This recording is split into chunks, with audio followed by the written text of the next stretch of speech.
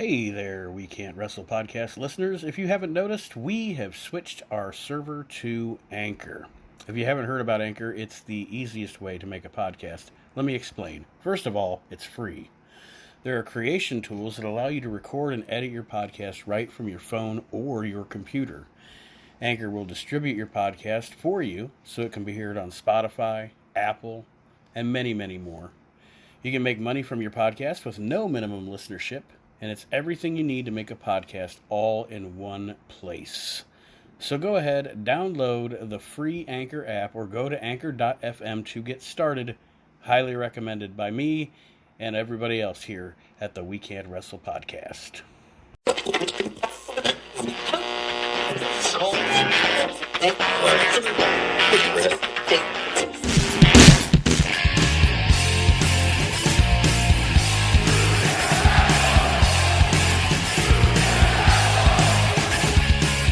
You're listening to the We Can't Wrestle podcast.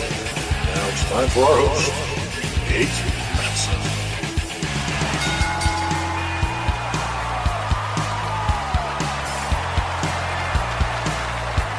Hello, wrestling fans, and welcome to episode 103 of the We Can't Wrestle podcast. As a matter of fact, not only is this episode a podcast, but we are live on Facebook and YouTube in the Facebook group, the Facebook page, and the YouTube page for the We Can't Wrestle podcast. Nate, Aaron, and Kyle here with you.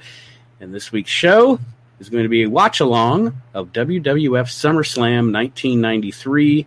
For those of you listening on the podcast, if you want to go to the network or YouTube or wherever you're going to watch it and sync it up with us, we'll give you time to do that. Obviously, it's a podcast. You can pause it, and then when we go to start it, we'll let you know. Kyle, Aaron, how's it going out there? It's going. Strap in, folks. You got us for the next 2 hours and 46 minutes. Yes, you do. Which is an average episode for this show, really. No, it is. But we're going back to, oh crap, I didn't bring up my information on this one. 1993. I usually try to, yes, August something or other, 1993. August 30, in the 1993. The Palace of Auburn Hills, which, by the way, did you see they destroyed the palace? No, did they? The palace was brought down. See, it's like that, like the Cow Palace and stuff like that. Like, I miss those old venues that you used to tune into because, like, each one was different. Mm-hmm. And they had a look about them. Like, you could tell the difference between them. You know, now everything's so sanitized and everything is... Absolutely. It's not just wrestling that it's sanitized in either. It's like the whole world is sanitized. You know, like everything's so much, I don't know, so much brighter and whatever than it used to be. The tagline for SummerSlam 1993 was, "Someone's got to stop him." It's Yokozuna. And then it says, "Fat Chance." Andrew Janowski is watching. He says, "Greetings from Hackensack, New Jersey." Greetings to you, Andrew. Welcome. Welcome to the We Can't Wrestle podcast live on Facebook. SummerSlam 1993. We're going to start the watch along here in just a second. Get it? As soon as I... Fat. No one can stop him. I don't understand why. I always just see it say Facebook user, and that's annoying to me. I don't know why it says it on StreamYard, but I also watch the video on Facebook so I can see. Unless you grant permission for us to see your information, because we're using StreamYard, it will not show us your name. If you do not grant that permission, it'll just say Facebook user. All right, yes, Auburn Hills, Michigan, August 30th, 1993, 23,954 in attendance. So I guess I'll just... Because they have that kind of attendance right now. Oh. All right, here we go. Listeners, going to count down 5. Those listening to the podcast, 4, 3, 2, 1, and we are starting. And there it is, the short bus, ladies and gentlemen. Yes, it is. You're right, it is. The red, white, and blue Lex Express. Look at him. Look at Lex Luger in his ridiculous red, white, and blue flag shirt. Juan Rosario, what's up, brother? We're just watching some SummerSlam 1993. here in the We Can't Wrestle podcast. Such an exciting time. If you guys remember the build-up for this, it was Lex riding on the bus. Lex Yes. thinking on the bus. Lex sleeping on the bus. Lex eating a sandwich on the bus. Lex walking outside the bus and stretching and getting a Slim Jim at the gas station. Yes. What a journey we were on with Lex Luger in 1993. Now, Hugging his pillow. they went. Red, white, blue pillow. Now, that being said, though, this is a very underrated pay-per-view, I think. The finish is terrible, obviously, but there's an underrated group, like an underrated commentating team. People talk about Gorilla and Bobby and all that, and Vince and Jess, but Bobby and Vince were good together. Excuse me. I'm not disagreeing with you. I think probably the only person, and I'm even not counting Lawler, who we just see on the screen here. I think the only person that was better with Vince than Bobby was Jesse. I will always say Jesse. Jesse was my favorite. Jesse, Yeah. Oh, look at these 90s wrestling crowds, folks. They actually enjoyed wrestling. They enjoyed going. They didn't feel like they had to sit there and wait for somebody to go, welcome to Monday Night Raw. Plenty of mullets, plenty of... Oh, look at DiBiase in the white. Love DiBiase in the white. If I can say this with 92% confidence, I believe this is Ted's last main North American match. Yeah, I think everything he wrestled after this was in Japan, and then he hung him up. Like he might have had a match on Superstars or something like that, but this was it for Ted. This was his swan song. Yeah. Juan says Lex is the replacement of Hulk Hogan at the time, LMAO. Yeah, we'll get to that. We'll talk about that when we get to that match. I have a lot to say about the Lex Luger push and WWF trying to replace Hulk Hogan at this time. The difference between Lex Luger and Hulk Hogan is that Hulk Hogan had babyface charisma and could actually work if he needed to. The only time Luger was a good, 89, 91. 89 to 91, Luger was good. Okay, but Luger was a much more effective heel, in my opinion, and as a babyface, it didn't work. The guy didn't have the natural personality to be a babyface. He was just a natural heel because he was just a prick. Yeah. I know everybody says he's a great guy now, and I met him, and he signed my magazine. It's up on my wall here and everything like that, and he was cool when he did it, but you read anything about the guy or hear any comments about him, at this time he was just a prick. That's what he should have been presented as. He didn't want to be a wrestler either, really. I mean, when you think about it, he didn't, I mean, he made a career out of it. I'm not saying he didn't, embrace it at some point, but he didn't, I don't know. You could tell he was kind of like Goldberg, where wrestling was a means to an end. He would have rather been a football player. Right there. That is classic Razor Ramon. And people can say what they want about Razor in 93. But first of all, at this time... you cheap shot artist, Ted DiBiase. Oh, come on. Scott Hall was doing the best work of his career, as far as a worker goes. He had the look. He had the charisma. People fucking loved him. And people shit on... When we did the WrestleMania 9 episode, every single person that was on that panel with me shit on Razor Ramon and Bob Backlund being on that pay-per-view. But you know what? Razor Ramon and Bob Backlund did exactly what it needed to do on that pay-per-view, and they didn't even know that it needed to do it. That match is what made Vince realize, damn, we could turn this guy face, pal. And Razor's one of the few guys that didn't turn face because they wanted him to. He turned face because the fans wanted him to. Mm-hmm. Yeah, that's what I'm saying. Look at that. I agree, Juan. I agree, sir. Yeah, he should have been. He should have been WWF champion at some point in his run. The problem, and the reason, looking at it now, I could understand why they didn't want to. The guy had baggage, Mm-hmm. Yeah, but I mean, really, when it comes down to it, everybody has fucking baggage. Shawn Michaels, maybe. Good God. Hogan had baggage. Yeah. look at this. DiBiase, twilight of his career, still working like a fucking machine. He's also one of the greatest of all time. You talk about great heel wrestlers, Ted DiBiase. Now, what I'm going to say is, if those of you and I did not, and he's doing this hurt. He's doing this hurt. Yeah, and I got to say this about DiBiase. And at this time, probably 1993 or even the 80s when he was the $1 Million Man. At that time, as a wrestling fan, I was a younger person. You know, at this time, 93, I was 14 during the SummerSlam. When DiBiase had his run, I was between the ages of fucking 8 and 14. So obviously, at that time, I was not the kind of wrestling fan that watched Mid-South Wrestling from Bill Watts. You know, I didn't know about that or didn't. But I'm getting to my point. My point is, you think DiBiase was good here in the WWF as the $1 Million Man, which he was, one of the greatest heels in that company's history. Watch him as a heel in Mid-South. It is some of the best heel stuff you'll ever see in your life. So good. And you know what, though? Archie Mitchell's piping in. In. He heard Aaron Maxon has $1 Million Man underoos. But yeah, jealous much, Archie? You know he is.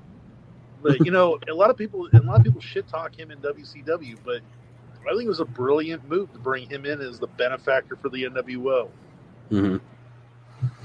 Yeah, well, and I mean, you see the full circle of that, right? Because I mean, Hulk Hogan, who was one of his greatest rivals of the '90s, how better to even more establish Hogan being a heel is now he's aligned with one of the guys that was the most evil, one of his most evil opponents in the '80s. You know, I mean, the symbolism is not lost on that one. No. Oh, that was a nice backbreaker. Yes, it was. Well, I heard that Archie Mitchell has Dino Bravo granny panties. Dun, da, da, da, da, da.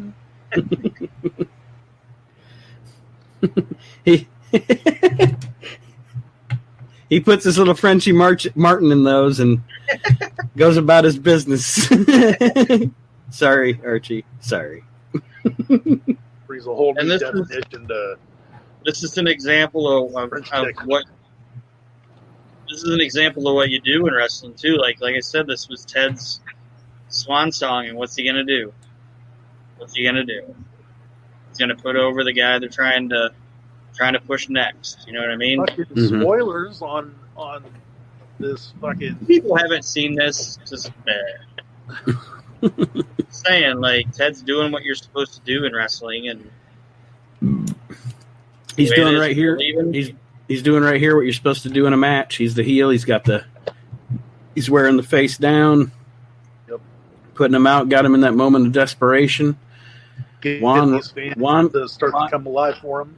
Juan comments, if it wasn't for Scott Hall, NWO would have never happened for sure. Yes, he was really, I mean, you say what you want about Hogan turning heel, making it what Scott Hall was the heart of the NWO to me. His attitude, his swagger, his I don't give a fuck attitude was really, I mean, Nash too, but Scott Hall just, I don't know. The problem with Nash was he didn't know how to fucking use words. Look at the adjective, play. Yeah. How did you fuck that up? And this match stems from Monday Night Raw, and when Raw was was showing you that anything can happen on it, and it stems from the first big what the fuck moment for Monday Night Raw when Sean Waltman pinned Scott Hall, and nobody saw that shit or you know what I mean? Mm-hmm. That's something. Like, nobody saw that shit coming. No. And DiBiase and everybody was making fun of him and everything like that, and turned him face. It was just, and that's an example. A guy lost and became a bigger star than what he was before. Go back a few minutes ago with that suplex. The way Scott sells that fucking suplex, like, you don't see that now. people they'll take that bump and then they'll just be like, oh, and they'll get right back up. But like, as soon as Scott hits, man, he arches his back up like, oh hell, you know. Mm-hmm. I miss that. There's a reason why. There's little subtleties in wrestling that, of course, I'm preaching to the choir here, but it's fucking lost, man. This match has not yet had. I mean, we've gone. Oh, you dirty cheat! Oh. We've gone about 11 minutes in this match. Not yet has there been a high spot. I mean, we're about to get a spot, you know, like a heel tries to cheat spot, but there hasn't been a high spot really. There's just been two guys working, and look at that. You know, the heel gets his comeuppance, and he's about to go down, Chico. He's about to eat he's going to eat the razor's edge, man. And he hasn't got up. We'll see how he drops him. Oh, he likes Ted.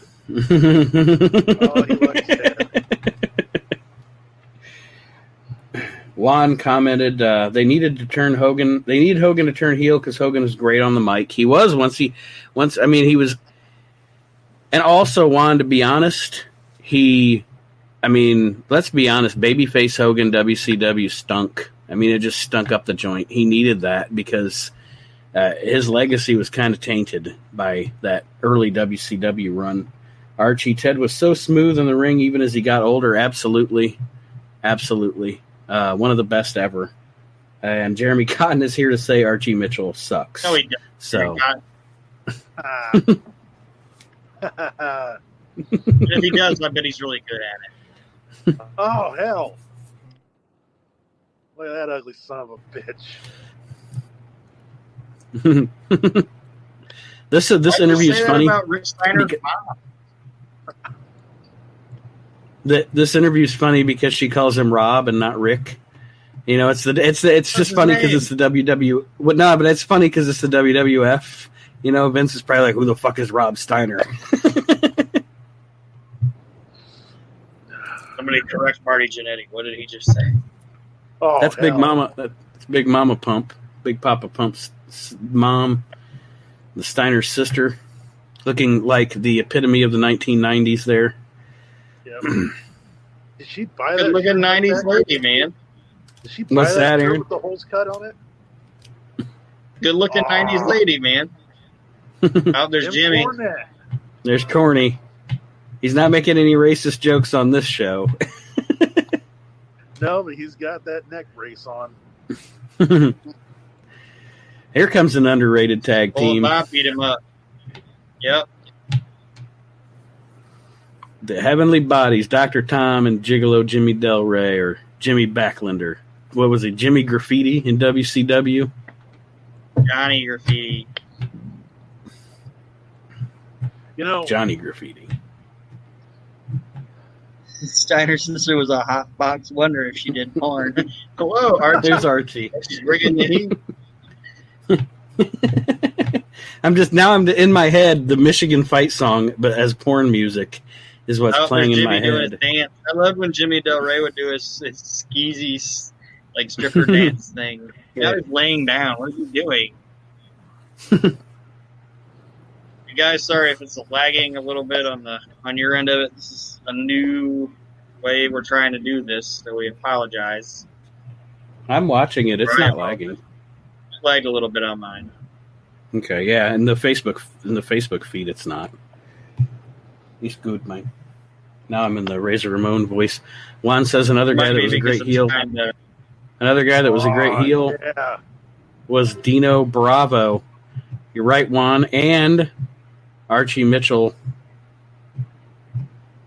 Archie Mitchell loves Dino Bravo and his. I closed my network. Maybe that'll help. Yeah, too much going.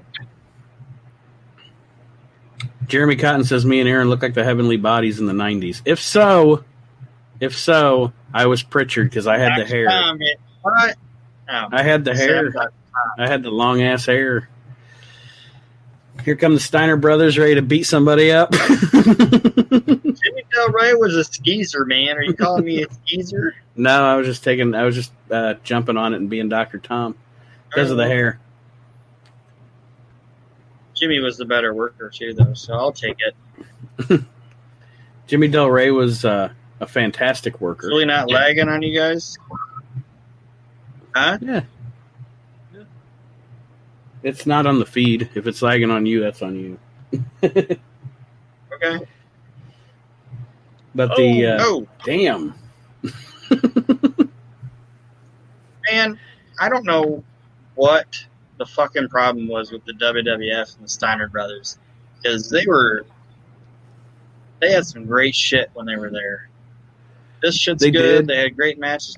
The head shrinkers, I don't think that company, the Quebecers, for some reason, I don't think that company and those guys meshed. Well, there's a couple of instances of that here in this era. I mean, look at Luger.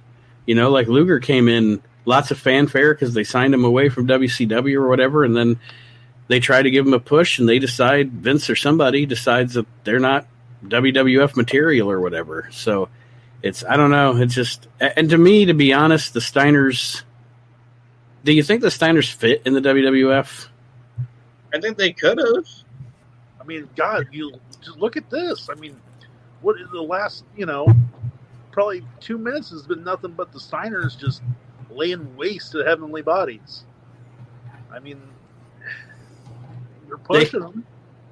They have at we've talked about it before, obviously during the WrestleMania 9 episode. They have an amazing match with the Head Shrinkers at WrestleMania 9 where they beat the tar out of each other. But let's not forget about that match at Royal Rumble 93 with the Beverleys. Yeah, they fucked the Beverleys up. Here's the problem. 1, they're not Vince McMahon creations. 2, they're a tag team. It's 2 strikes against them. Yeah, right there. You're right. Unfortunately, that's the problem. Like, these guys have the best wrestling match on the show. On this show? Yeah. On this show, they have the best wrestling match on the show. I like Michaels and Perfect better, but this one's really good. That match is weird. It should have been better than what it was, and I don't know what it. I think Kurt was hurt. I guess we'll get into it when we get to the match. But this is the best wrestling match on the show. The best thing on the show is the whole Doink Brett Lawler thing, and that's sports entertainment. You know what I mean? Yeah. And I'm not knocking it. I think it's fantastic, but just this is the closest. This is how do I want to say it? This is like a territory match on WWF. Well, I was about to say the Brett Lawler Doink thing coming up later is a very territory thing too. It's like the most Memphis thing WWF ever did. Yeah, but they got like a sports entertainment vibe to it. It's all really good. And this, like I said, this is an underrated fucking pay-per-view. Juan Rosario said Archie Mitchell is Bastion Booger. Damn, Juan. Damn. Why is everybody bringing the heat to Arch? Because Archie trolls them, so they troll back. Archie's a troll, so he gets trolled. He knows. He's all right with it. He's got his troll card. He's cool. I know this is silly sounding, but god damn, look at how loose them fucking ropes are. Oh, damn, look at that bulldog. So if we start Sorry, I wasn't trying to ignore your point, Kyle. If we start a promotion, should Archie come out to Red Hot Chili Peppers Under the Bridge? Not that kind of troll. That's where trolls live. Fucking Jim Cornette.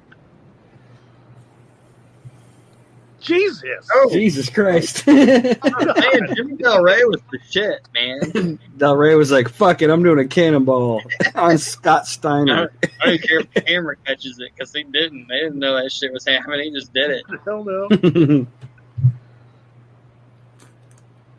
This was them getting signed, basically. You know what I mean? Yeah. Yeah, because they were still working with the Rock and Roll. Doing his dirty dance. It's great. They were still working their feud with Rock and Roll and Smokey, weren't they? At this time. Yeah. This was them. This is the Heavenly Bodies trying to get signed. Little side note about Jimmy Del Rey, or no, it's either Del Rey or Pritchard. I think it's Pritchard. When he comes out in the '95 Royal Rumble, Lawler's like, "Oh, it's Dr. Tom Pritchard. This guy's great, McMahon. He's gonna have." You know, he's just putting over Dr. Tom Pritchard, and he's like, I really like him. And Vince McMahon's like, you think he's going to win the Royal Rumble? And Lawler's like, I don't like him that much. Want to answer your question? I'm pretty sure it's not. I think it's still the same size ring that the WWE.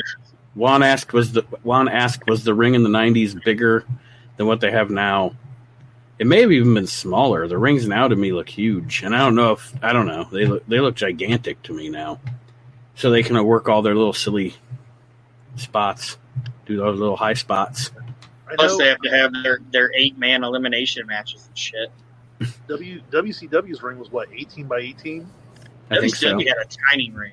Oh yeah, I think WWF's was 20 by 20.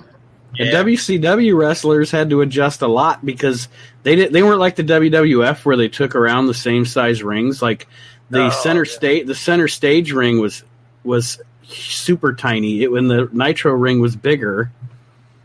And yeah, so at WCW you didn't even know you had to fucking adjust to like 3 or 4 different rings. Like I read when WWE bought WCW, they got all their rings and shit, and like they set them up, and they were like, "Fuck it, we're not using these." Like they basically gave them the fucking Deep South, and that was what they did with them. And that's where Luke Gallows learned how to do his craft. WWF was like, "We can't even train guys in these rings." Jody Hamilton was like, "I can. I've already done it." Well, of course, Jody Hamilton did. All he's going to do is fucking stretch you.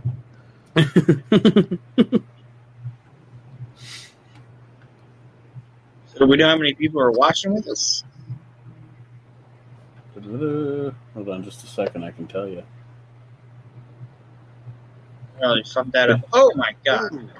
Between all platforms, we have 20 live right now. Hey, guys. That's YouTube, Facebook group, and Facebook page.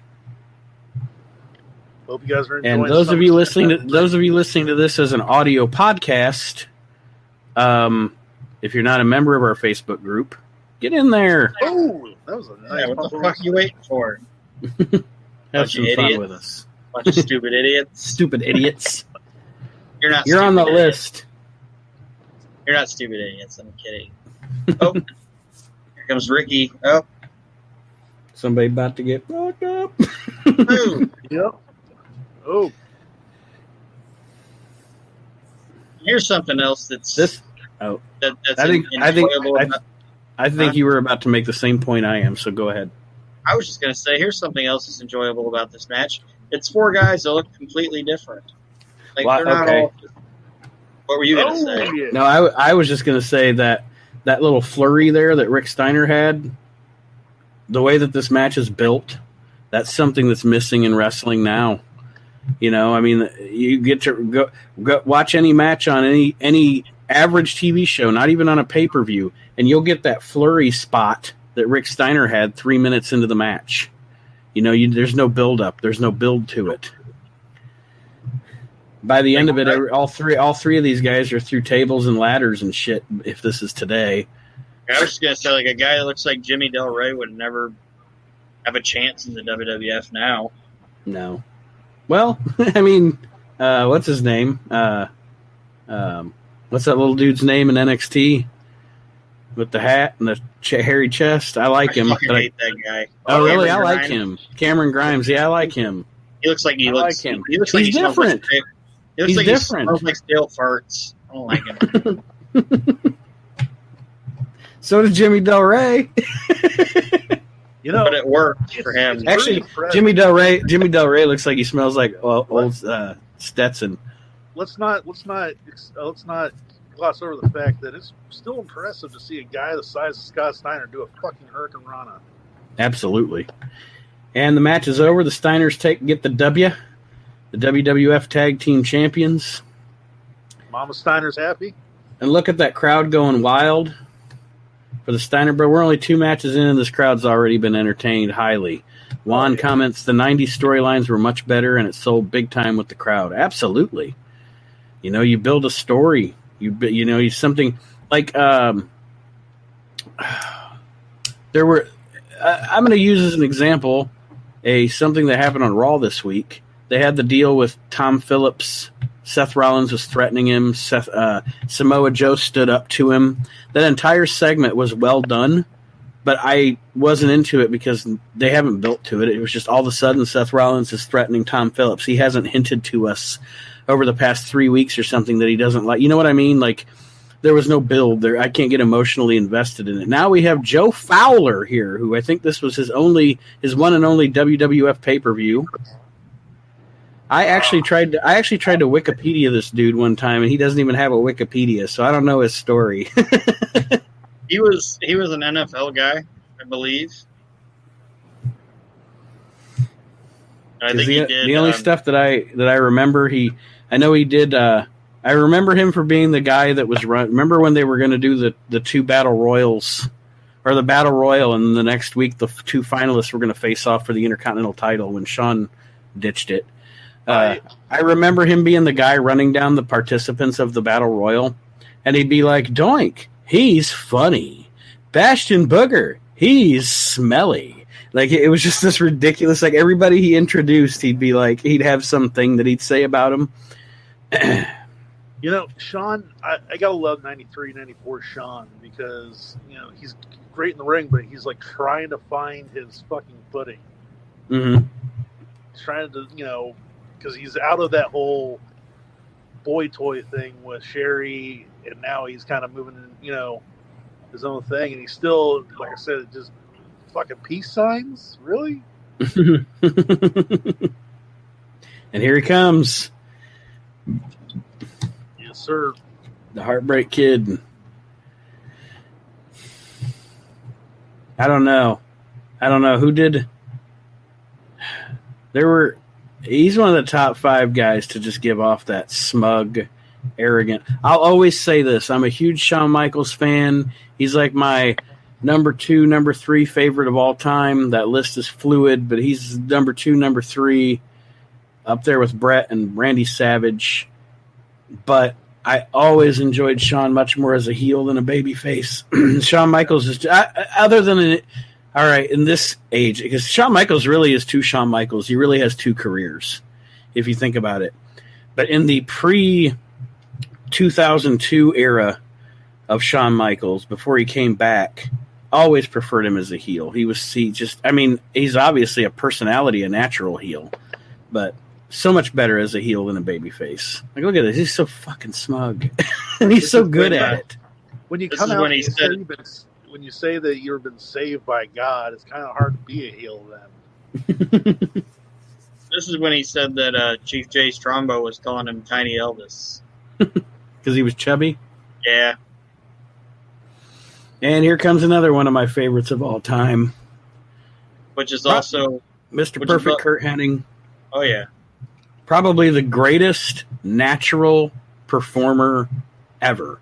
Whether he's your favorite or not, probably in the ring. To me... There's Gorilla and Pumpkinhead. WWF. Look at that. Gorilla Monsoon and Jim Ross doing Radio WWF. But Curt Hennig was the most natural professional wrestler to ever live. Yes. I mean, obviously, I didn't watch Frank Gotch, so I don't know. But of my lifetime, of what I've seen, again, maybe not my favorite wrestler of all time, but definitely in top 5, top 10. But I will say this: the greatest natural wrestler ever. People who disagree with you and say that Frank Gotch is better, they're all dead, so it doesn't matter.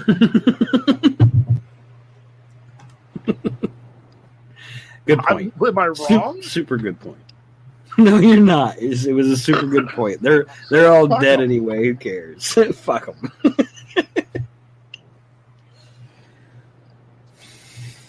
Oh, I'm getting hammered, ladies and gentlemen. And we're only a half hour in. All the mania in the ring.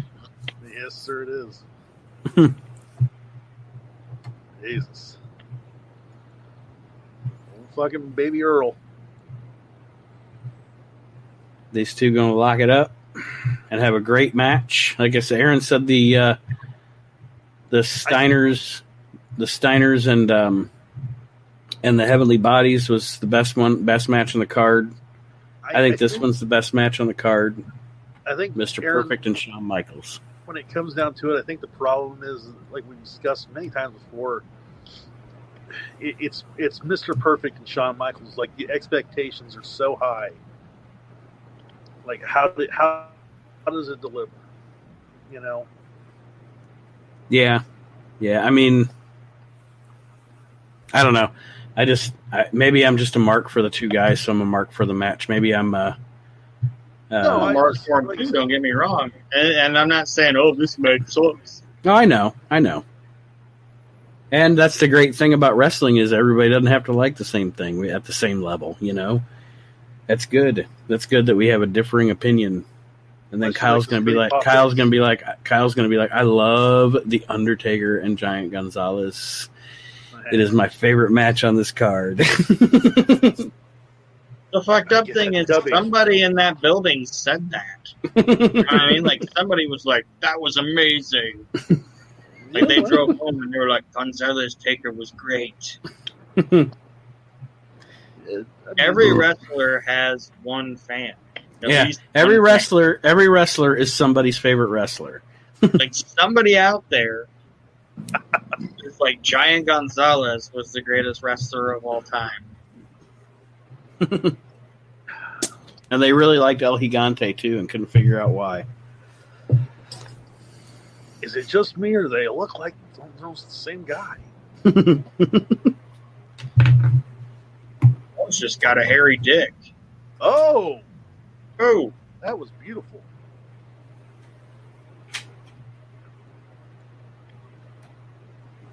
God, I love that. I love the fact that Sean's like getting pissed because he didn't get it. Yeah. So this is two guys that, if it would have been a different time, it would have been so much better. Yeah.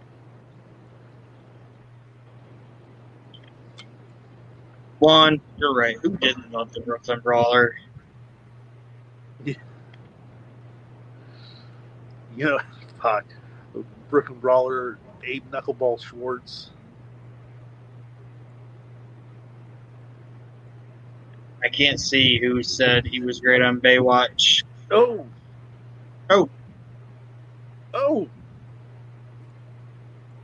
Nate's pooping, so I don't know. I just see some Facebook users saying some stuff.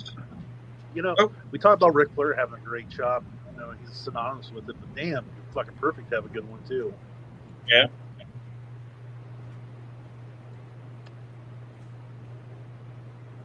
Like, anything Kurt Hennig did was fantastic, and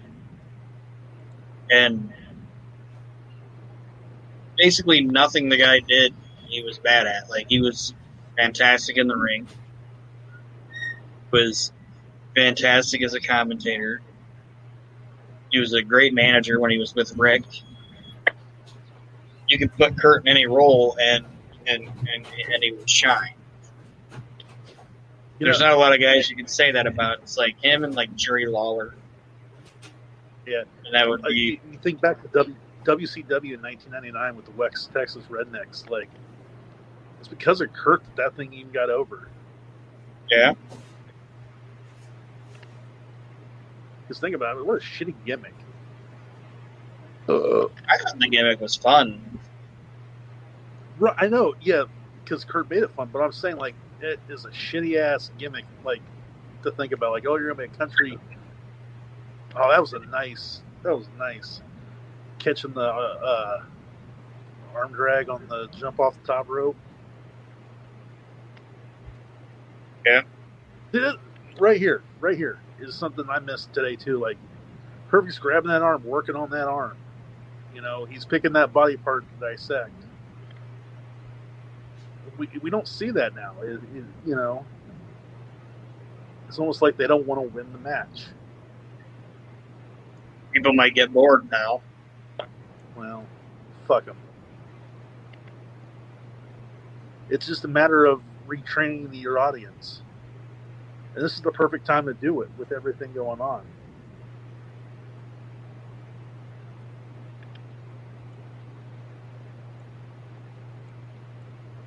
Up. Oh, that was nice. God. You know who has one of the worst fucking like leapfrog things, like that move? It's Triple H. Never really paid attention to him doing a leapfrog. Well, like anytime he gets caught like in that move, that leg move where they fall back and he flips up forward, it always looks like he's trying to launch himself. It's not like where Sean just did it, where it looks natural. I mean, in his defense, Triple H has about probably 120 pounds on Sean. Well, this is true. But that's where Triple H shouldn't do it.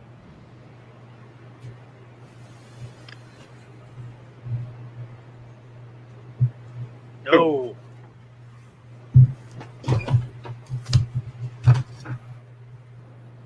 But anyways, with Nate, he's on a jerk. Oh, hey, Nate.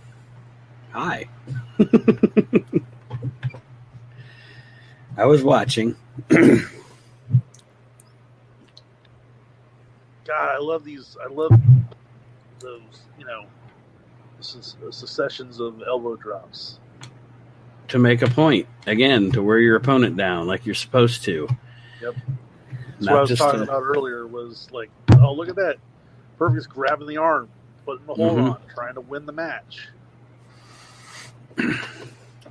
Instead of trying to get in every single possible move he can and play wrestle with his buddy. Blow up doll or for a 13-year-old girl. Yeah. You know what the greatest thing about me deciding that I don't want to do a show about the modern product anymore and I don't have to analyze the shows? I don't have to watch Kenny Omega anymore. I literally don't have to watch him. It's sad for me because I'd like to watch Hangman Page, but I don't have to watch Kenny Omega anymore until, that's nice. It's nice not to have to watch him. I'm just saying. Oh, what a shit heel. What a piece of shit. Piece of shit. Oh. Look at that. Man, it's crazy. It's crazy to look at Diesel and know that, like, in about a year's time, he's going to be world champion. He definitely got the express push. Oh, hell yeah. Like, he goes from, like, the silent, mullet-wearing bodyguard to, like, the biggest star. Mm-hmm. And unfortunately, the least successful champion they ever had as far as drawing power and stuff goes. But it was a downtime for the business. They were up against it with WCW. But I think the problem, too, with that whole thing is it wasn't like with Hogan where, like, it didn't matter what else was on the card as long as you had Hogan. Right. Now we're getting into the point where, like, you're expecting, like, 3 or 4 good matches on the card. Yeah, it's you're getting to that point that they eventually really got to during the Attitude Era where your top of the card is more an ensemble cast. Yes. Where you can interchange main eventers. You get to the point in the 90s where at any time you could have The Rock, Austin, Mankind, Triple H. There's one other guy, I'm forgetting, Undertaker, on top. Whereas, like you said, like to you, what you were saying, at this time, the marquee doesn't say Hulk Hogan anymore. It says World Wrestling Federation. Right. And that's another thing that, to be honest, has been lost is they don't build stars anymore because it's all about the brand. Yep. It's all about WWE. That's why Jack Swagger was the world champion, and then a year and a half later, Jack Swagger was on the bottom of the card. You never, ever, ever would have seen back in the day a guy get to main event status and then get by 2 years later he's on the bottom of the card. Yep. Being the world champion was a ticket to being a main eventer the rest of your career back then. Yeah, it was something you could play off of, Mm-hmm. The only one back then that kind of happened to was Slaughter. if you remember, like Yeah. after the run with Hogan, after the title run and everything, once he turned babyface, he got moved down the card quite a bit. But You know, by the next WrestleMania, he's in that 8-man tag. They're just throwing the guys in they wanted to put on the card. You know, Slaughter was at the tail end of the twilight of his career when that happened. that's true. That's true. You know, it's not like Jack Swagger where it's like, hey, this guy has, you know, thousands of matches ahead of him. Mm-hmm. I mean, we pretty much knew what it was Slaughter. I mean, you know, it's like, Mr. Perfect giving Diesel the business. you know, at the time. Yep. Oh, come on.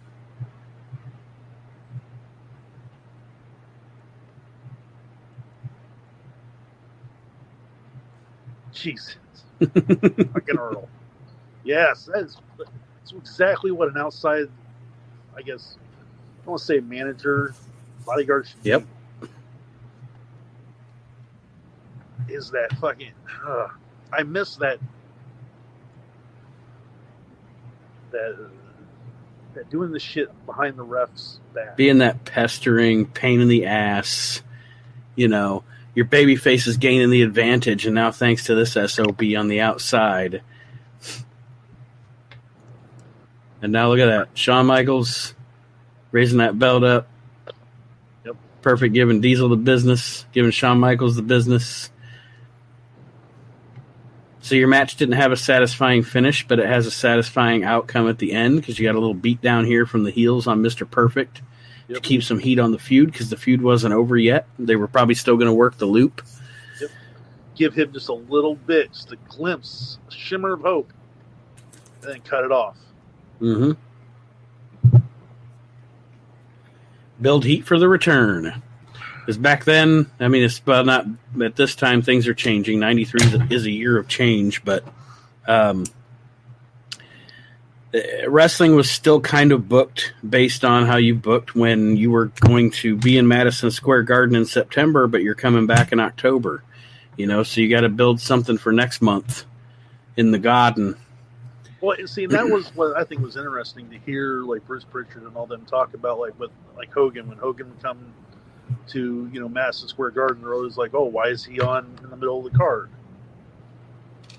You know, and a lot of it probably had to do with the fact that they wanted to get to this hotel before room service and everything. But Yeah, like probably. Pritchard said, it was like so we could sit there and be like, and next time we come here, it's going to be a return match with Hogan versus, you know. Mm-hmm. You can sell it for the, you know.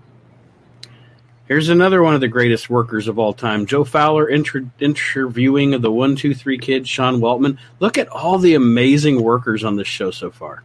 I know. I mean, another bell to bell, one of the greatest of all time right here, Sean Waltman. God, look how young he looks. I mean, I know it's 93, but I mean,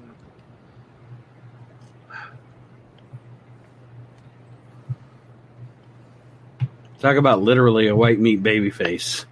oh god, yeah. You know, right now he's like, you know, Joe, I just want to win the match. I just want to go out there and have a good match. Go out there and I want to entertain all my fans. And Now, what I'm going to say when we get to the end of this match, folks, this is one of the things on this show I don't like, or like it just perplexes me. All right, no, if you haven't seen the show, whatever. Spoiler alert. Why does IRS win this match? Like you're building this 1-2-3 Kid. He's had all these upset victories, and you're gonna give him his first loss to IRS. No disrespect to Rotunda, but you know what I'm saying. Like, yeah, this is like we're off. I'm sorry, we're off of, you know, WrestleMania. Like there is going to be no more, you know, mega bucks, and like I'm sorry, IRS has run its course. yeah, well, IRS ran its course long before that. I gotta say, I mean, and he had some extended life with DiBiase and the tag team. Yeah, I have mad respect for Mike Rotunda as a wrestler, but Mike Rotunda to me was always boring. Unless he was IRS. He was boring in the ring as IRS. He was, I mean, some of his promos were fun just because he was like, when he comes out in the fucking Royal Rumble 94 and he's like, oh, look, every tax cheat in the state of Rhode Island showed up here tonight. That is funny. But overall, boring. And it's like I was just telling Kyle, Aaron, I have no idea why they put IRS over here. But kid's getting the push. He's had all these upset victories over people. Why give him his first loss to fucking IRS? Doesn't make any sense. No.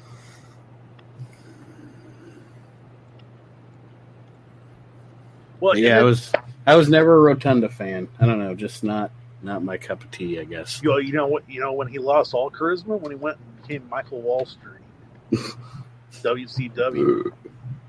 Michael VK Wall Street. That was I was silly you call him VKM. Yeah.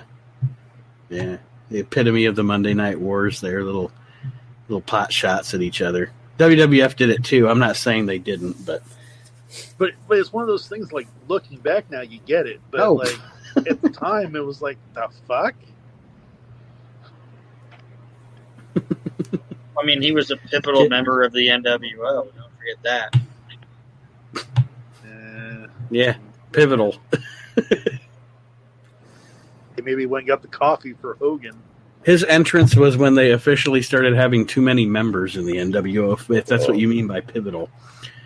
And it was funny too when he joined him and Bubba, him and Ray Traylor, when they joined the NWO, both of them were just like, fuck it, I don't need to look good or anything anymore.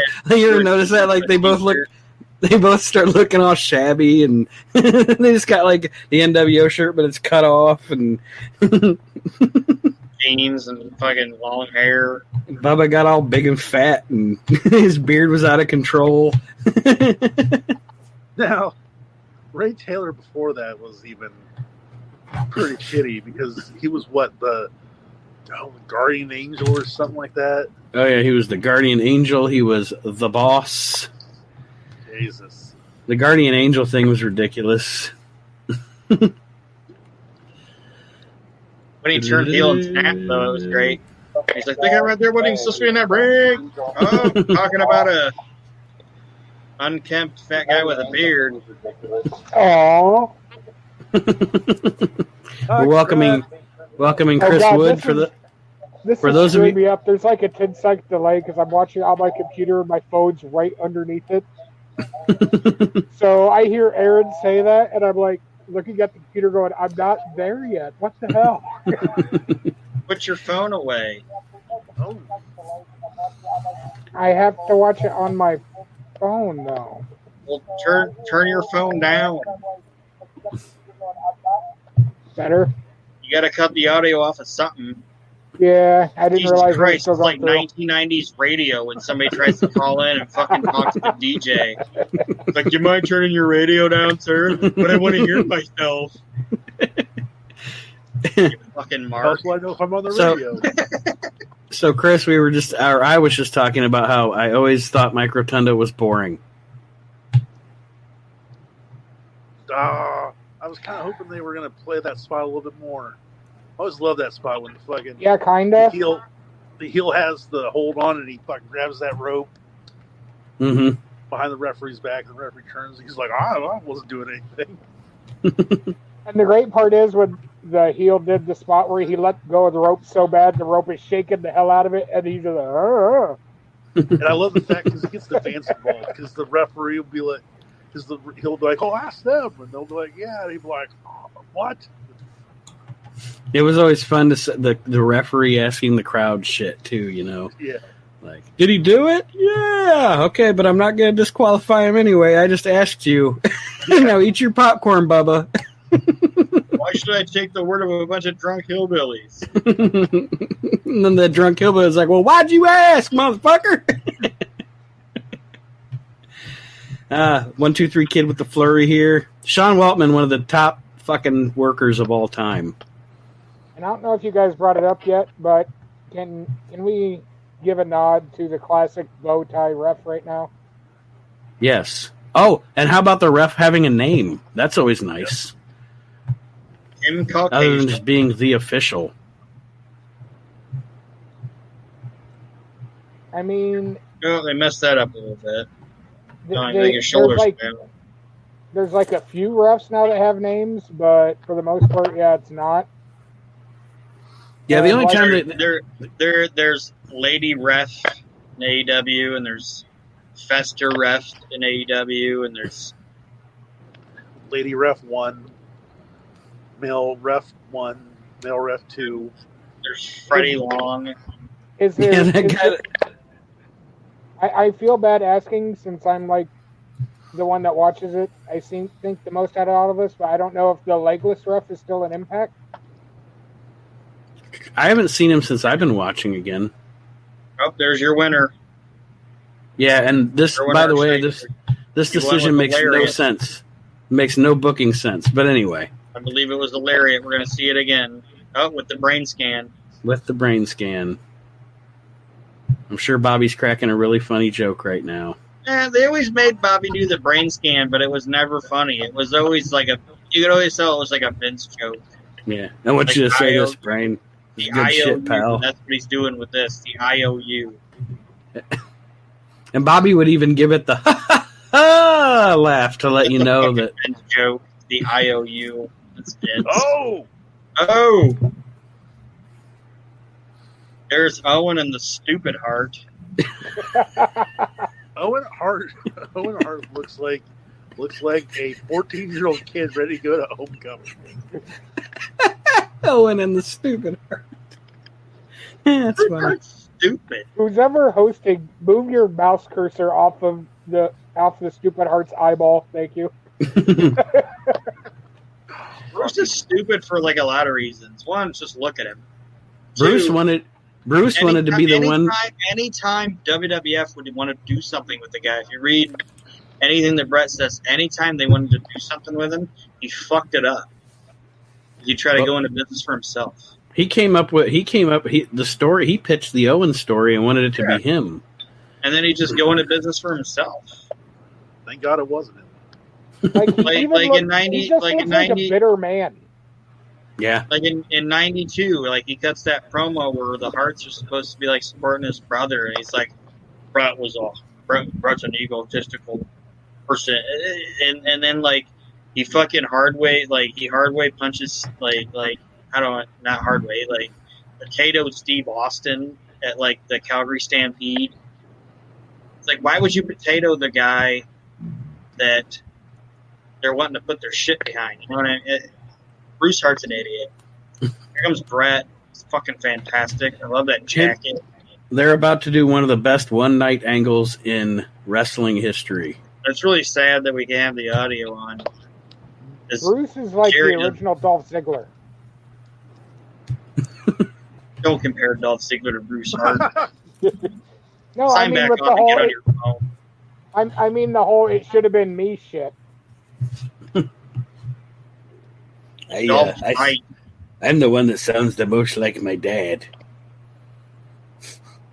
That's Smith. Well, Smith looks like he's like Stu's Smith- doppelganger. Smith looked like him, talked like him. Yeah, I really don't know that I've heard Smith talk enough to make an Yeah, I've educated watched opinion interviews on and that. shit with Smith Hart before he passed away. He was pretty vocal before he died.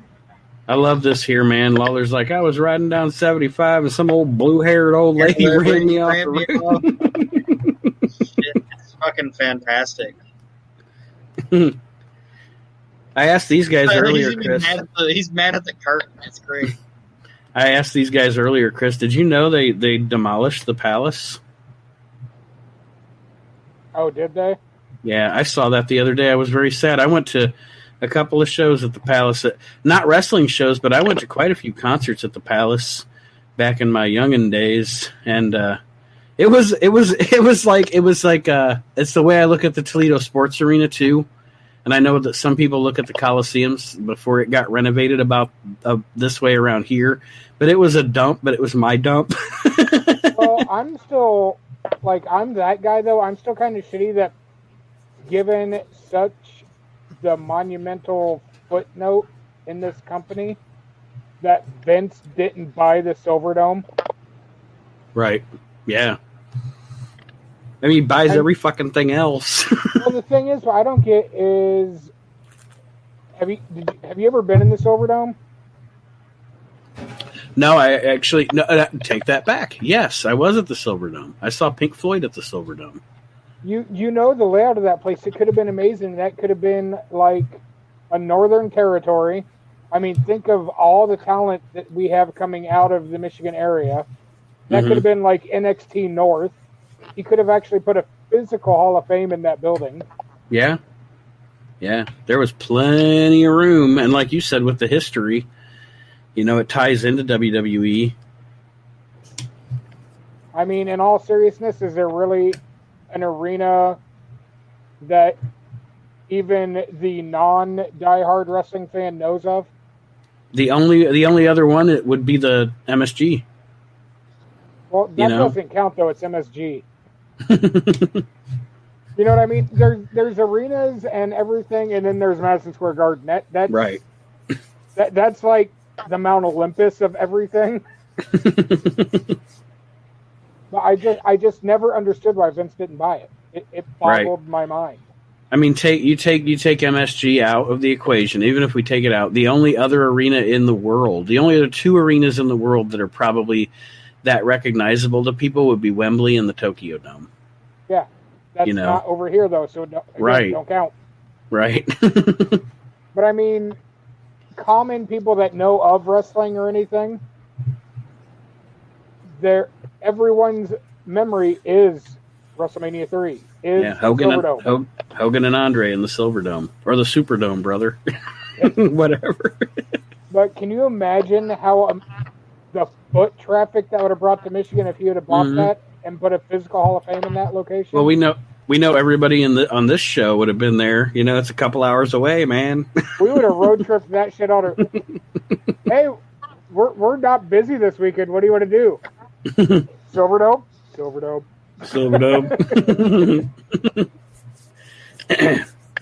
Well, they're doing the classic ice pack thing on the knee, like the 20 style ice pack that nobody uses except on TV.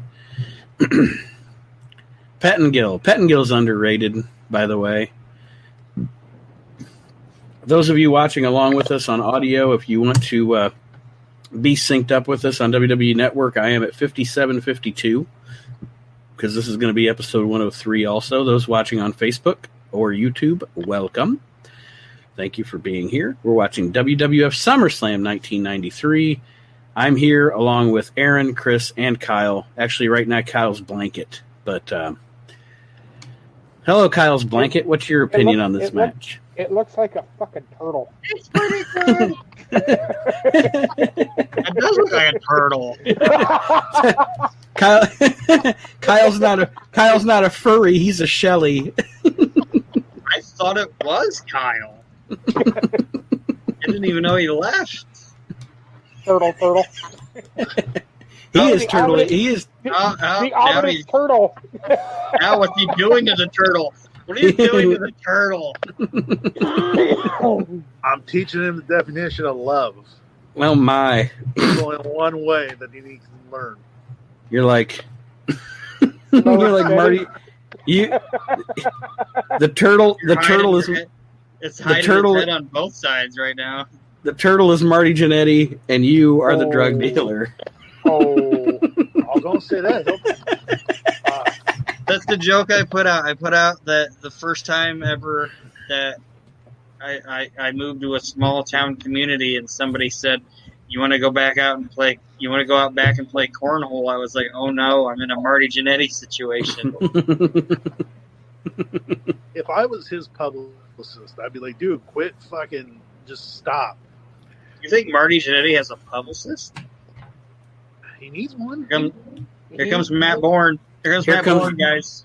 Here comes the Doink character in the last great phases of its gimmick. Because heel Doink was fucking fantastic. Right there. Gold. Got a stogie. It's terrible.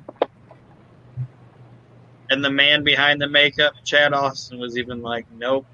I didn't want anything to do with that guy. Yeah.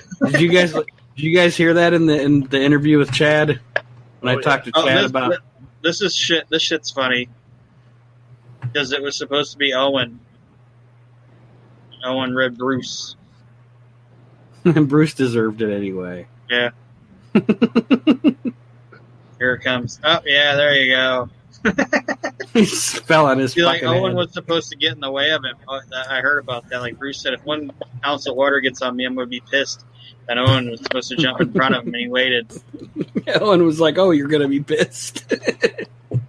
See, look at Bruce. He's like fucking punching referees and shit. Like, what the fuck, man? Like he's trying to like hem up and take fucking heat off the match. Bruce is a fucking idiot. For anyone that didn't get what Aaron was talking about earlier, go back right now and listen to the first part of episode 100 of the show where I asked your questions to ECW star Chad Austin. And one of the listeners asked him about if he had any interactions with Matt Bourne. Now, Chad is one of those guys that, honest to God, when I'm talking to him, he really tries to say something positive about everyone I ask him about. Even if maybe there's some backhanded negative there, he tries to bring up something positive.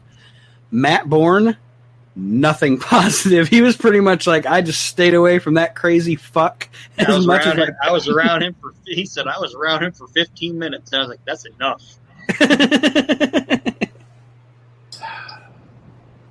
Have you ever watched Kevin Nash's shoot on him?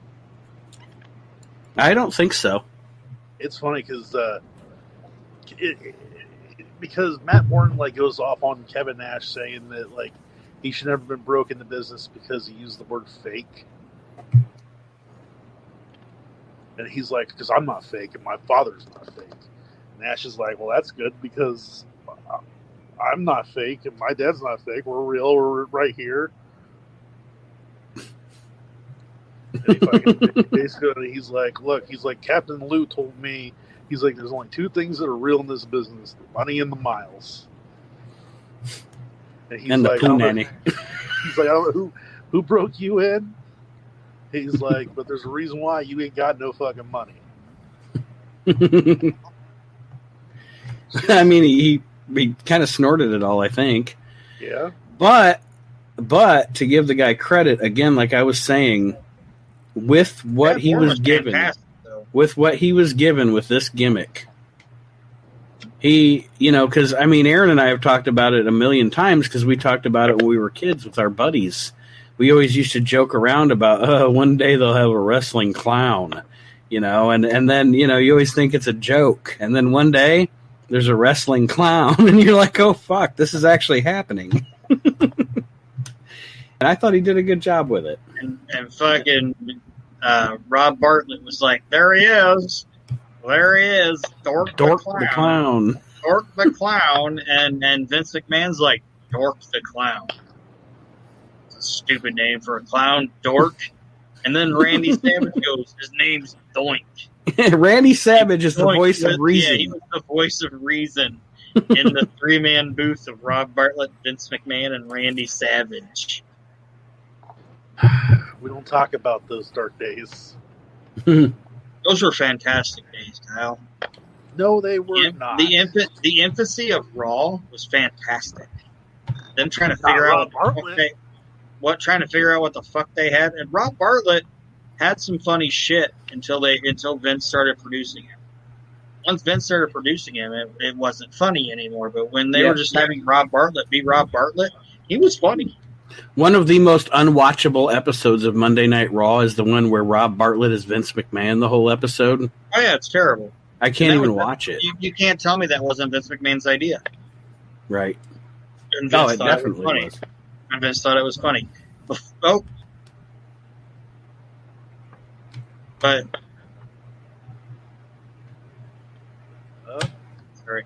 Sorry, guys.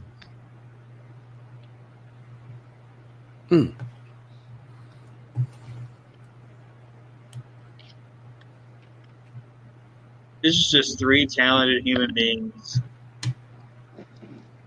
Yeah, Brett, Lawler, and that ref are pretty damn good. What's wrong with Matt Bourne? Matt Bourne was apparently a psychopath, but there was nothing wrong with Matt Bourne when he was in the ring.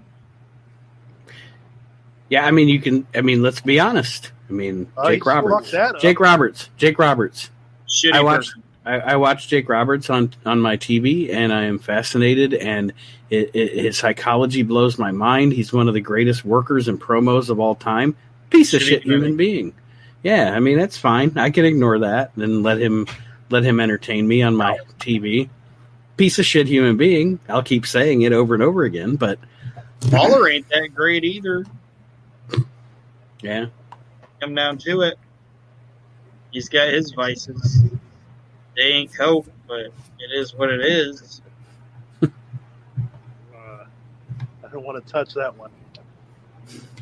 Lawler would. I know he would. Depends on how aged it was. Which, have you ever seen that interview with fucking Paul Heyman where he's talking about Jerry Jarrett? When he first broke in or whatever. He's talking about Jerry. He's like, oh, I'm the one that took him to the sandbox. It's like, oh, she looks like she's real fun. There you go, Jerry. It's like, Jesus. I love the Jerry Jarrett Dutch Mantel story. Yes. Right, You know even what on food. Yeah, Jerry Jarrett gives a speech to the guys in Memphis in the locker room about not being on drugs. And Dutch Mantel goes, Jerry, the way you're paying us, we're not even on food. Fucking Dutch for you, man. Oh God, that's one of the greatest punchlines ever. I love it. It's so funny. Well, then you wonder why fucking Jerry busted fucking Paul Heyman's fucking jaw on Monday Night Raw when he had the chance. It's like, I wonder why. Everybody who ever gets the chance takes that shot at Paul Heyman. Yeah. Doink working the leg. Hey, look, more good wrestling here. You never see this move at all ever anymore. No, I was just thinking that. I'm like, man, I have not seen that in ages. Why did he just kick the rope? I didn't even notice until just now. Fonzie's the referee of this match. Come on, baby. I wonder how many times he said baby during this match because, Fonzie loves to say baby.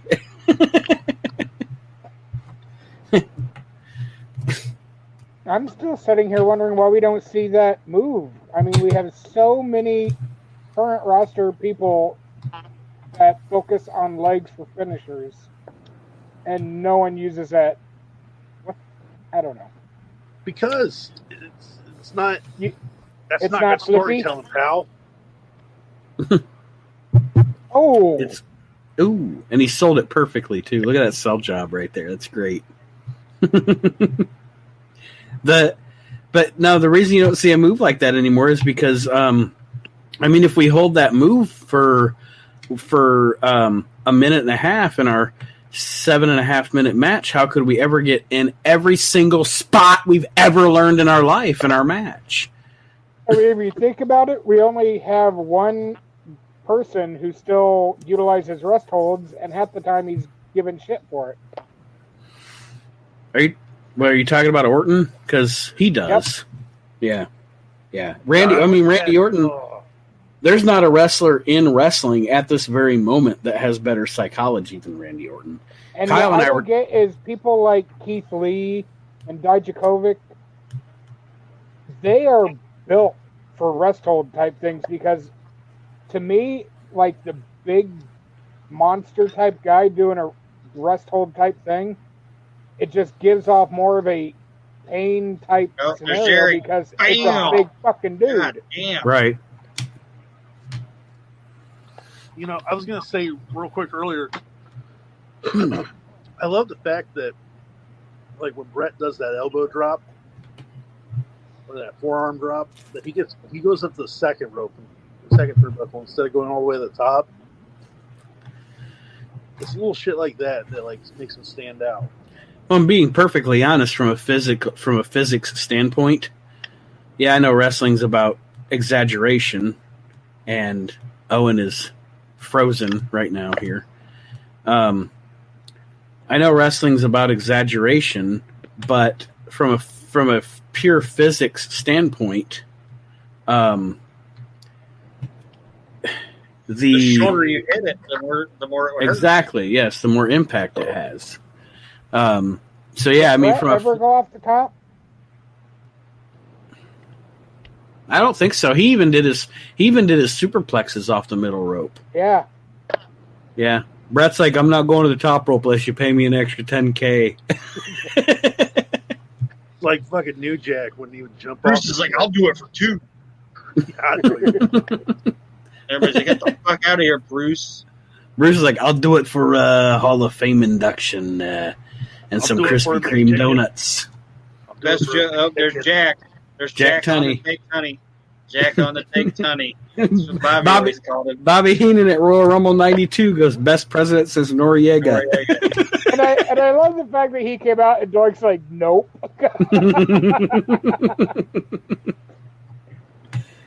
There's Lanza. Rene Goulet, Chief J Strongbow, Chief J Strombow's belly.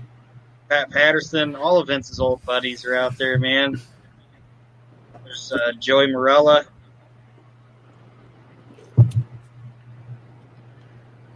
Nate, your shit's Our video's freezing. Sorry, everybody. Billy Alfonso, Danny Davis. Just gonna keep naming people until this shit fixes.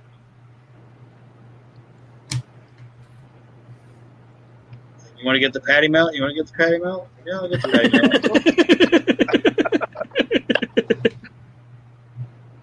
Right, Piper's not allowed to get the medal. Underrated sandwich, the patty melt. If you guys ever had a good patty melt, it's fucking good.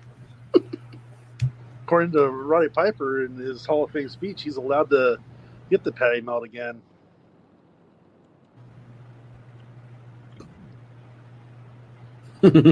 What? Your Patterson's tie. What the fuck is going on? And what was Kyle talking about? You don't remember Piper's? I don't know. Piper's induction ceremony of the Hall of Fame. He's talking about being kicked out of fucking Denny's or Steak and Shake. He's like, I can finally have the patty melt again. They let me back in. Oh yeah, okay. Now I know what you're talking about. That was a deep cut, Kyle. Good job. Good job. We like deep cuts here on the We Can't Wrestle podcast. Sorry, everybody, for the video lagging. It is what it is. You don't like it, go away. Yeah. Yeah. Fucking get your own network, bitches. Oh, fucking Bruce Hart. He's doing it. It's the internet. It'll catch up eventually. Now we've finally got Brett gets Lawler in the ring. We went off topic for a little bit. Those of you watching along, yeah, not us. No, never. This is great heel babyface shit. On topic and professional. That was good heel shit, Aaron. Great heel. Well, the heel should always believe what he's saying, right? What I'm saying is true, even when it's wrong. The babyface finally gets the heel in the ring after he's faking his shit. And then the greatest thing about this is just the fact that, and it goes back to oh god, what show was it where we were talking about JBL as a heel champion? You and I talked about it. How JBL was champion for almost a year, but every title match he won the match. Yes, he came. Yeah, he's bloodied. He's like surprised he's champion, as a matter of fact, and that's what's great about this here. What greater heel thing than Lawler gets to win and gets to call himself King of the Ring, but he didn't actually do anything but get his ass kicked and then get put in the sharpshooter for too long. It's fantastic. Where is this Vince McMahon? When did he die? And they replaced him with this senile, small-headed man that is on my TV. The problem is, Nate, this wasn't Vince. Okay, but has everyone's narrative for 30 years been no matter who's writing or who's booking, what you see on WWF TV is ultimately Vince McMahon. I mean, if we're going to blame him for what's on now, we have to give him credit for what's on here.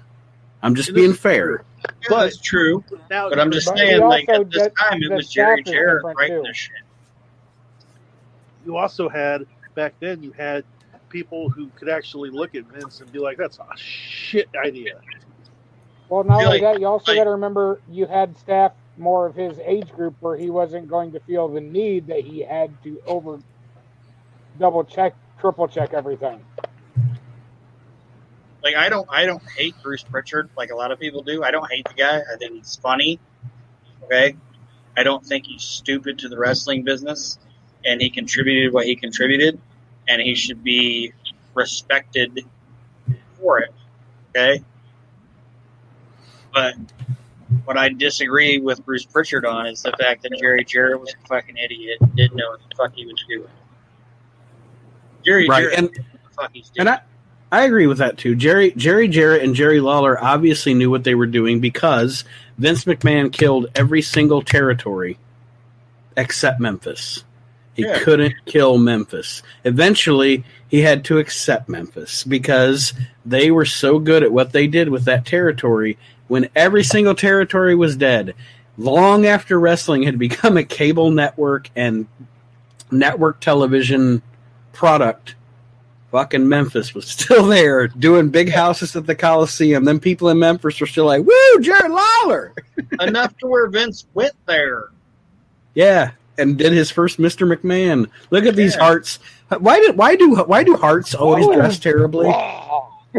Why do Because the Hart family always dress terribly? Let's just Because put they it were- that way. They were poor when they were little. And you can put the heart in the WWF, but you can't take the white trash out of the heart. Like Owen was like, No, you know what no. I'm going to do tonight? Read Brett's book. The hearts were kind of white trash. Yeah. I'm not knocking it. Not knocking it. Like when they would get money, instead of Stu being like, "Let's save this money," and shit, he'd be like, "Let's buy 5 chandeliers and hang them up in the house."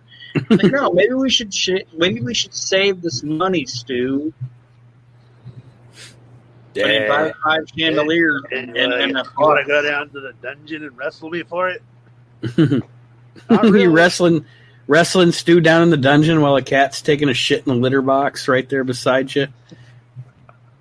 And Brett was like the only one that was like, "Yeah, it's kind of trashy. Yeah, I need to get out of here." Or just think about the fact, like, you're sitting there, like, eating dinner or lunch, and you got people screaming down in the basement. Like, But in that household, it was just normal Yeah. every day. That was like Beautiful Pure pure backdrop. horror. That was like pure horror movie fodder for people that's never been there before. Yeah, I'm They're sure. like they're sitting at the table, ah! And the rest of the family just like, what? Yeah, Helen's like, that was Brockus. He'll be all right. like, can you imagine being, like, the friend Oh, of, pile like, driver. the Hearts? Be a friend of the Hearts. It's like you go over there, like, his dad's like, Stu's like, "What's wrong? Don't you like the eggs?" Be like, "No, they're great." love the eggs. Love Love the eggs. They're the eggs. amazing. Dude, I love them Yeah. half raw and ready, Stu. Thank you. these eggs taste like shit. What is the Aaron? What is the Stu cat litter box cooking story that Dynamite tells in his book? I never get it right. Well, Dynamite said that, and Brett said it's bullshit, but Dynamite said that Stu was like flipping eggs and was like talking about the booking and was like, "Yeah, we're going to do this and it's going to be good and we're going to and like a cat came up and took a shit on the counter, and as Stu's like flipping the eggs, he just goes dink and flips the shit off and then just goes back to flipping the eggs. And then he's like, "Here you go, Tommy," and like puts them on his plate. Flip the turd off the counter. And then just went back to flipping the eggs and was like, "Here you go, Tommy," and like put it on his plate. And Billington was like, "I don't want to be an asshole to do."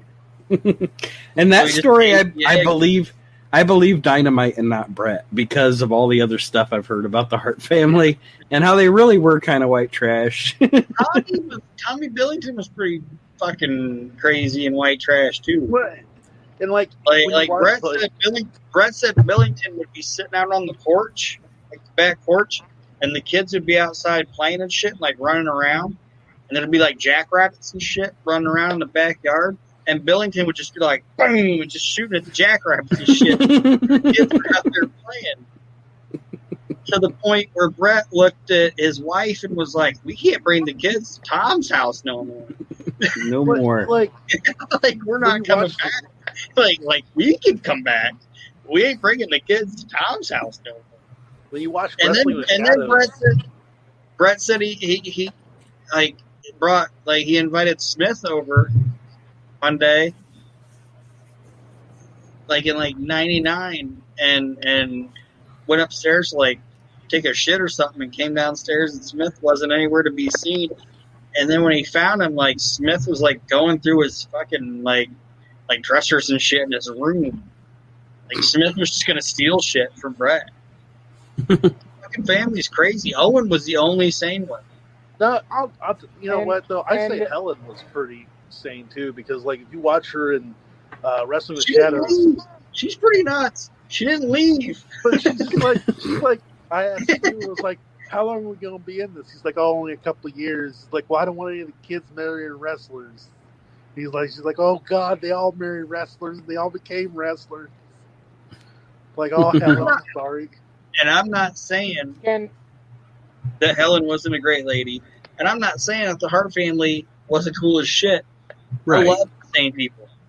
Insane people make the world go round, and they're great. But that fucking family is nuts, man. Nuts. can we just appreciate real quick how ridiculously strong they're making this sharpshooter look? Oh, yeah, I was just about to say. We have Um, 43 backstage people trying to pull Brett, and he's There's fucking Bruce. There's how the is other he thing, not? too. How is he not some kind of pit bull moniker after this because of how bad he locked in? And that's the other thing, too. Like, Brett talks about this in his book. That when they were doing this, at the time, Lawler had a lot of heat at this time. There were a lot of people that didn't like him. And when the officials were trying to, like, pull Brett off of Lawler, he said they were pushing him. like Patterson and Strongbow and shit were, like, pushing on Brett to angle more on fucking Lawler's back. Lawler wasn't the most popular guy in like 92, 93 when he like now he's a beloved guy. But 92, 93, he wasn't very welcome there. Well, there were a lot of guys on the roster, too, that he paid in peanuts. yeah, That- that's what I'm saying. you He know. wasn't the most popular guy when he got there. Well, Is that think Jim about, Barnett? That's not Jim Barnett in the ring, is it? Think about Behind Owen? I think it was. Oh, my Ultimate Warrior boy. when he gets locked in the My airtight boy. coffin. When he gets locked in that airtight coffin, they Mhm. beat the shit out of that thing with sledgehammers. Can you imagine what it sounded like inside that thing? I'm sure they did, because fuck Oh man, him. It was the Xbox shit in Lawler's crown. You know what the best thing about Jim Hellwig is? His merchandise. Other than that, he was a piece of shit. Terrible wrestler. He had 2 good matches in his whole career. Thank you, Hogan. Thank you, Savage. he seemed like a good dad, and he seemed like he made beautiful girls. And Nate said as a wrestler. And as a person, because he was a piece of shit, racist, no good, lousy human being. I'm glad. You know, he was probably a wonderful family man, but so is probably David. Look at Bruce. So he is- just fell on Lawler. This fucking guy, man. Sorry, I went Fucking off. guy's trying to do No, you're everything he fine. wants. Fuck Bruce Hart. Aaron, I feel like you're holding back. You should tell us how you really feel about Bruce Hart. He's a piece of shit. I like the way he thought about it for a minute. He was like, To elaborate. Like, he didn't get Look better at with Owen's age. boots. Look at Owen's boots. He Look did at that his shit boots. at WrestleMania 26. 26. He fucking had to be the center of attention for Brett versus Vince. Yeah. Yeah. Of course Nobody he did. knows who you are, and nobody gives a shit, Bruce. Go back to the Aldis where you fucking were. I just love how absolutely drenched he got from that bucket, though. Like, even all this time. Because can we also point out what would happen today if the aftermatch fiasco lasted this long as opposed to the match that it followed? People would be having a conniption fit. Well, But look because at the every crowd, match. they are loving it. Oh, there's Ludwig Borga. As a lumberjack. No, he's telling everybody about how America pollutes, Why how are you not? disgusting they are. Why don't you have shoelaces in your boots, Ludwig? That makes no sense. He's talking about how gross America is, and everything I've ever read about this guy, he was a crummy human being too. It Okay. looks like it. But I was actually a Ludwig Borga fan as a character. The Ludwig Borga character when it first started was really cool, actually. And when Nate comes back, to the bar right now, if I walked up to my local neighborhood bar, this is what I would see right here. But Yeah. the Ludwig Borga, you gotta say it that way. The Ludwig Borga character was pretty cool. With the stupid rings and everything. He straight looks He was like a he badass rated. environmentalist. He looks like he straight rated like a real man's wardrobe. Well, this was before that, but I liked Ludwig Borga. Can't explain why. I just did. Well, I mean, I get the gimmick and every. Oh God. Oh, this is gonna be a fun match. This match is going to be a killer. I just Chattahoochee is the new word apparently. Is it? Well, you know, if you check it, there's things there. Is that Maybe where the that's murder why- went down? Was Chattahoochee? Yeah, didn't you see his thing? He was like, maybe if they had check Chattahoochee. And I was like, people are saying, were you just tweaking and listening to some Alan Jackson and decided to come up with this shit? I really hope that's what happened. There he is, Ludwig Borga, who's dead also. Maybe Luger. Maybe he didn't shoot himself. Maybe it was Marty Jannetty. He was upset about this finish. And see, I guess what's bugging Which, me speaking is of finish, that's what Ludwig Borga is. He's finished. We see where Brock Lesnar got his look from. Well, I guess what I'm looking at is back at this time, you know, they were so live the gimmick, everything else, and his gimmick and the way he is in the ring and everything else. That promo of the Seattle plaid and it was off to me. I get it, but you also didn't hear the context of it. You know, Yeah, but basically, you know, I guess I'm just looking at that time period. They were so adamant of kayfabe was still a thing, and they were so, you know, live your gimmick. And you look at the gimmick, and then you look at that promo piece. It is like almost two separate characters. Yeah, I mean, I get it. I can see why this guy was a flop.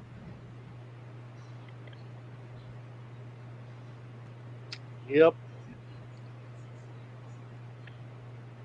Like I said, the guy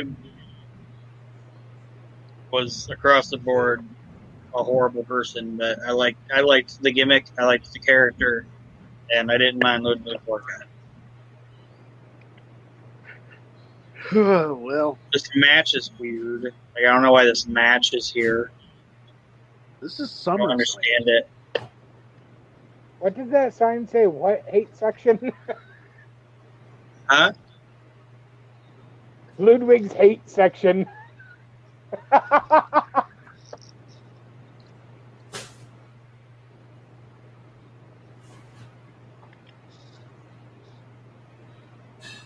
Well, I think this match jumped the shark, guys. The thing is, they've got him looking like an impressive monster, but Because he was an impressive monster. He was just, like I said, a bad person. He's too boisterous about it. I don't. Okay, let's ask Nate. Nate, I've been shouted down, buddy. About what? Not the person. Not the work. Hey, it worked. The character.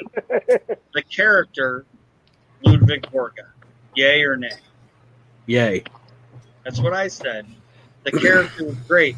A badass environmentalist. Shitty human being. However, when he says, "You call this the land of milk and honey," where I'm standing, it just sounds funny. Or it just smells funny. That's funny. That sounds funny. I liked the gimmick, but I was also, like, back in the day, I was always a fan of the Foreign Menace gimmick. And granted, nowadays it would be dated. It's very dated now. The fact that they're doing those goddamn ninjas in the WWE, which is just absolutely garbage. But back then, the Foreign Menace was an effective heel. It was simple. It was, you didn't have to do a whole lot of work to get the gimmick. There's ninjas and he did an effective job, and he looked like a monster, and he had a good. Here's the problem. You have a Foreign Menace. You have a Foreign Menace who is your world champion. Right. In their defense, the WWF was always a Foreign Menace territory. And I understand that, but the fact is that when you have somebody like Yokozuna who looks like him and is the champion, I mean, it just points out the flaws that much more of Ludwig Borga. Because people are like, oh. I just think kind of off topic. Kind of not off topic. It's still on Borga, but just a little side note. They should have just called his finishing move the finish. Sorry, it's a terrible joke, but it was dumb, but it was all right. This is why it was a good attempt. Why every time I see a fucked up dad joke, I post it and tag you. Nate, that joke was cute. What? That was a cute joke. Oh, thank you. This match has gone 5 minutes too long. That joke smelled funny. That joke was a baby hamster. I also told these guys that watching this match now, I think that maybe Ludwig didn't commit suicide. Maybe Marty was just upset about the finish. Ludwig's in a dumpster somewhere. And he killed him. Because Marty Jannetty killed a guy. And threw him in the Tallahassee River. No, the Chattahoochee. The Chattahoochee. Way down yonder on the Chattahoochee. That's what I said. People are going, I hope he just got really bad drugs and was listening to Alan Jackson and was like, you know what? Like a beer mid. He's like, way down yonder on the Chattahoochee, my drug dealer tried to play the hoochie coochie. I think the best meme I've seen about it so far, someone used the Ron Burgundy thing, and it was like, Marty Jannetty killed a guy. All of a sudden, Marty had a trident. Yeah, I think Marty killed him with a trident. That escalated. Marty, you might want to lay low for a little while. I'm going to get on social media. Man party. Oh, that one's over. Ludwig won. That's the really scary part. This was leading to a Ludwig Borga Lex Luger singles match. Oh, we got a promo here for Survivor Series. Back when Survivor Series was Survivor Series. Thanks. What is it now? It's just another pay-per-view now. There's nothing special about it. There's Bobo. Because remember back in the day, Survivor Series, Can I just say that? thing was the elimination matches. Now you get one. One. Can Yeah. I just say this? Audio or no? When Bobby Heenan comes on my TV or my screen, I fucking smile, man. Like, I don't know what he's saying, but I know it's funny. You know what I mean? Like, I know it's Just seeing the fantastic. face he gave Vince made me smile. Like, Whatever he's saying, man, that's the funniest dude to ever live. And the He was fact actually- that, and the sad part is that, and I shouldn't say the sad part because I love professional wrestling. It's my favorite thing in the world. The sad part is that he was in professional wrestling. So there's all these people that'll either just discount it and never see it or not even know, you know what I mean? How Mhm. fucking funny that guy was. Well, no, He was fantastic. even after everything happened with throat cancer and stuff, and he couldn't talk, he was still fucking funny. Yeah. Oh, people would say they said people would say things to him at like conventions and shit, and he'd just be like, Like he's there's actually, he's got there's a- like one of my favorite memories. I went to, it was the Heroes and Legends that you guys went to. I went there when he was there. Mhm. It was post cancer, the surgery and everything, where he was really bad off. And Nikolai was on the show too. And Nikolai got there late. Bobby was at his table doing meet and greets and everything, and Nikolai came up and he had a manila envelope and he took it out. I have a picture of it saved. But he took a picture out of this manila envelope. It was a picture of Bobby and him in the ring. And Bobby, because of how bad he was at the time, he was real frail and everything, but he still shot up out of the chair and just smiled as best he could. He was pointing at the picture and just hugged Nikolai, and I got a picture of it. Mhm. It was just seeing the two legends like that light up, seeing each Right. other, and Two old friends. then seeing them reminisce over that like they did. Mhm. If you were a wrestling fan whatsoever and you seen that and you didn't like borderline well up or just get the overall warmth through your body of happiness, fuck you, choose a different thing to be a fan of. Right. Exactly. Yes. like there's Because I mean, his wife was with him. His wife was with him, and when he got up like that, she freaked out, and he was waving her off and pointing like, "Shut up, woman! It's Nikolai. I'm Right. fine." there's a video of him, and I can't remember who he's with, but he's talking about his book, and he's talking about Matilda. And the one guy says something along the lines of like, "Oh, didn't Matilda bite you?" And like, you know, he all he can do is mumble or whatever, and like he mumbles out, "No, she fucking humped me." And he makes the motion like it's like, oh, he still has fucking sense of humor, even.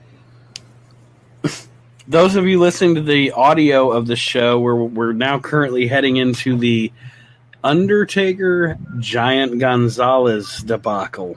and this Poor is where I'm Undertaker. gonna They put him smoke. through so much. They put him through so much over the years. But I just want one more Bobby Heenan thing. Because Chris mentioned the wife.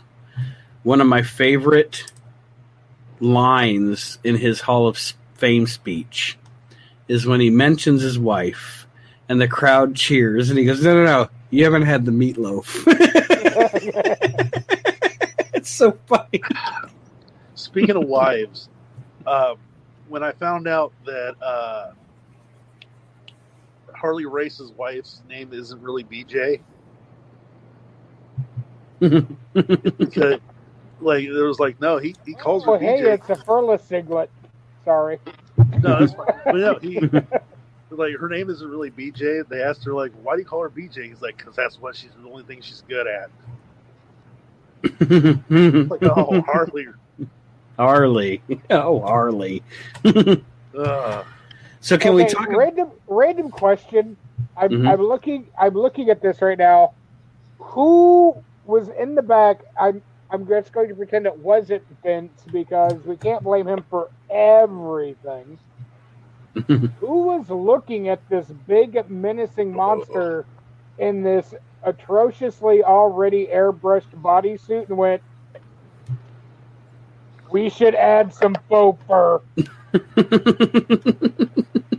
It doesn't look stupid enough. Who? The sad thing is, who thought it was a good idea? Who encouraged that it was a good idea? And then who suggested to take it to the final say to get it approved? That is like a whole state of what the fuck. That is something that I will blame. I bet it was a Bruce Pritchard thing. I'm just going to blame Pritchard for that one. But man, they did Undertaker dirty a lot back in the 90s, didn't they? Like that poor guy. Here's the thing, though. Like, who, especially at this time when he is a face, who do you have him fucking fight? I mean, that's the problem. It's like you can't.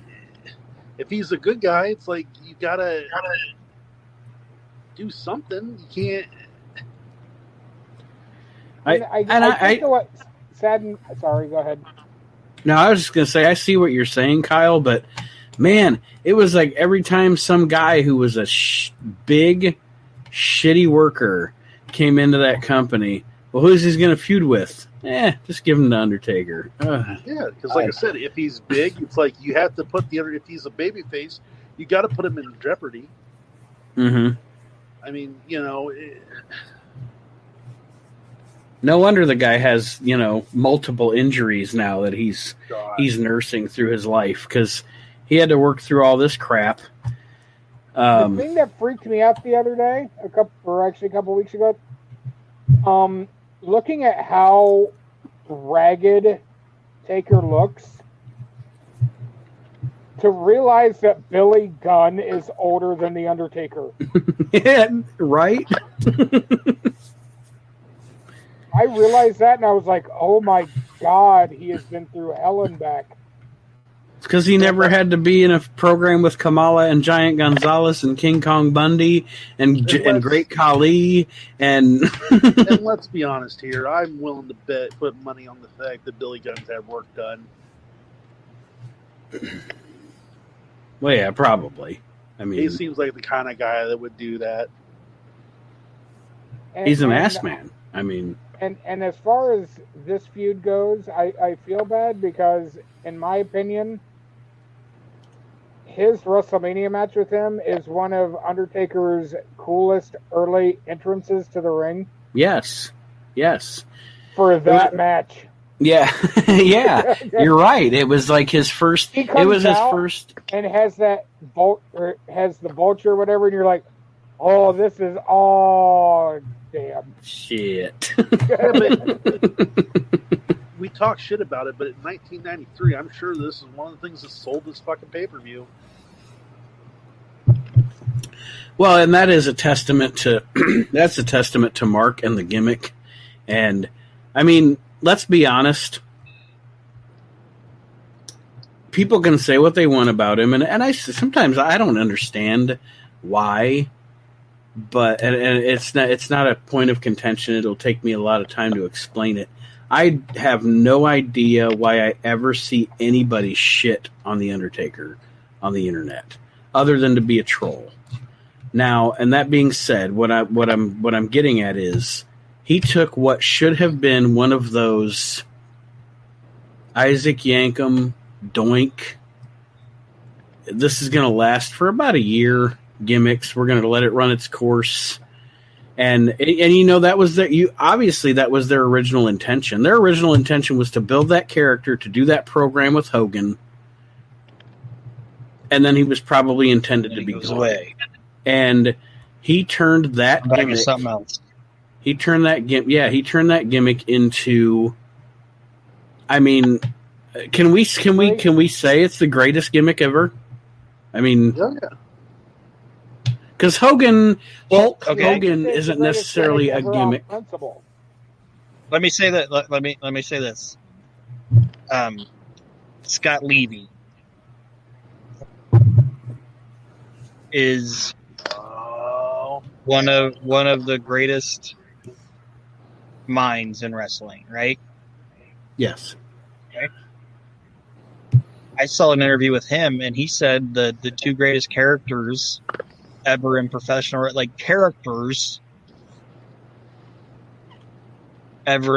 wrestling are The Undertaker and the Big Boss Man. Yeah.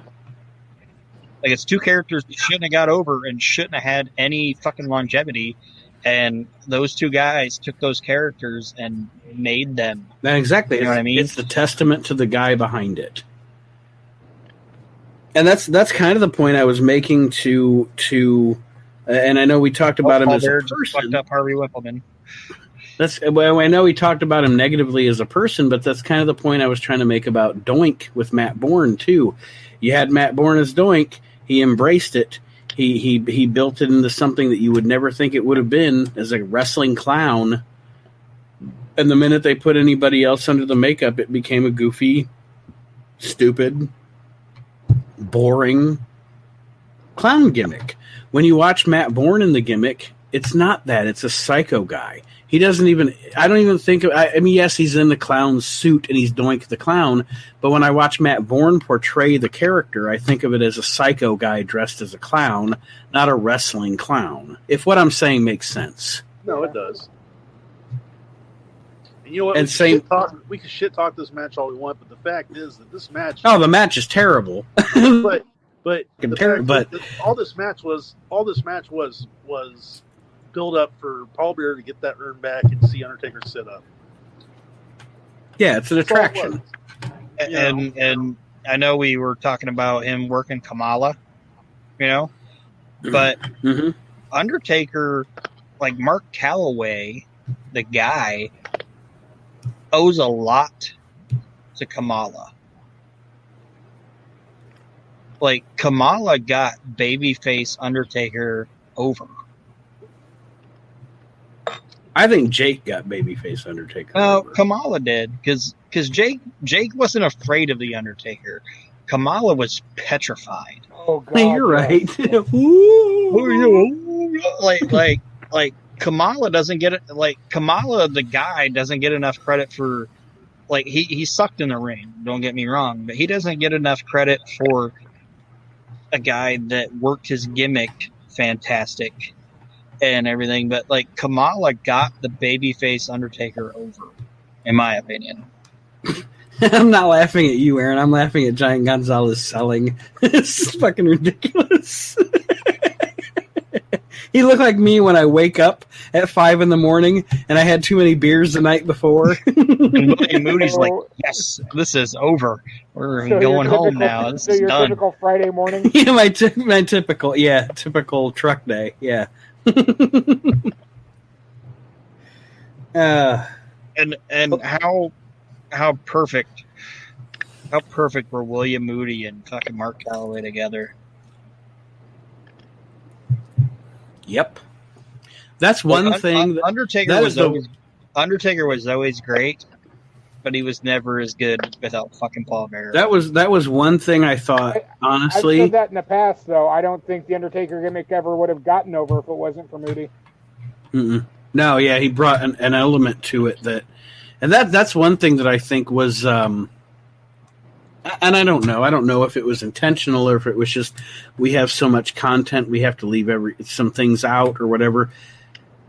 One thing that I think with the Last Ride documentary, if that's the first time we're going to see Mark be Mark, I didn't think there was enough reflection on his relationship with Paul Bearer.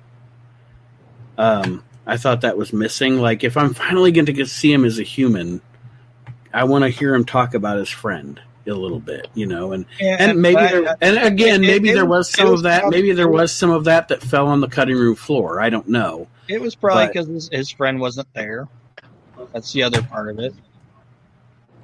His friend wasn't what? Alive? His friend wasn't. Yeah, like William Moody wasn't there to talk about it. Harvey's getting his ass handed to him. Yeah, now we're going to try to turn this fucking joke face. Man, Gonzalez, and I'm not talking about the man. I'm sure Giant Gonzalez was a perfectly good human being, but he never belonged in a wrestling ring. Let's be honest. One of the coolest stories is that fucking Harvey Whippleman, Downtown Bruno, whatever you want to call him, Bruno Lauer. Did you know? You guys probably do know because you listen to the podcast and shit. He sent like 25% of his checks that he would get. He would send them to Giant Gonzalez because Giant Gonzalez was at home and had no money and was just destitute, basically had nothing. And fucking Harvey Whippleman would just send Giant Gonzalez money so he could feed his family and shit. And Bruce was like, fucking Bruno wasn't making shit. He was still sending 25% of his check basically to fucking Giant Gonzalez. Good human being. Yep. So those of you listening to the audio on the screen right now, we got Jimmy Cornette cutting a promo talking about the WWF champion Yokozuna. One of our frequent co-hosts on the show, Mr. David Gold of the Asylum, one of the few guys that I know in my circle that did not like Yokozuna as the WWF champion. David does not think Yoko was a good champion.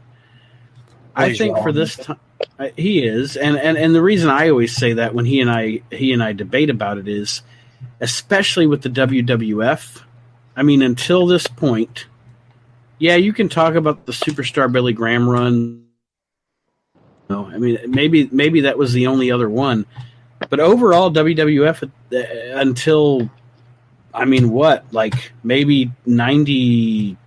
Shit, I don't even know. They were a babyface champion company, a babyface champion territory.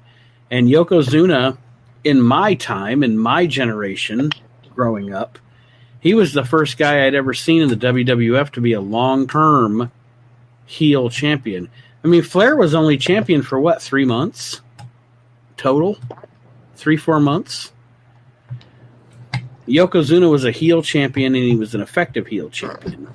For like a year. Other than, I mean, maybe he didn't draw. I mean, that can be argued. He didn't draw. But for me, watching on TV, he was at this time. Right. But for me, for me watching on TV, I thought he was a great, effective heel world champion. And the combination of Yoko, Cornette, and Fuji, to me, was fantastic.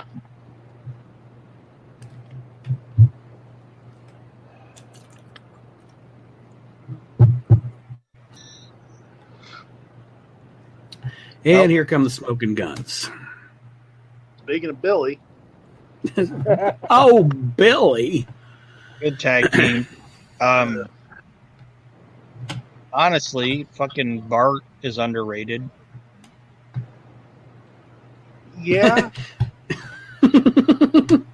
Why are you laughing, Nate? I'm thinking about the Pro Wrestling Illustrated 500 back then, and there was that guy that wrestled on the Indies, and he wore like the whole Smoking Guns outfit and everything, and his name was Billy Bart. It's like, what a fucking ripoff.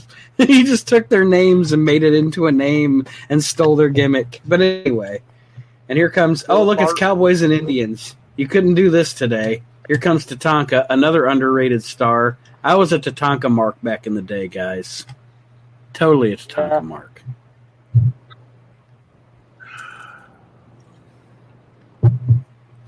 They missed the boat. He should have feuded with IRS. He did feud with IRS. It wasn't the right way, though. His IRS stole his fucking headdress and said, "You owe the IRS." With your It headdress. wasn't the right way.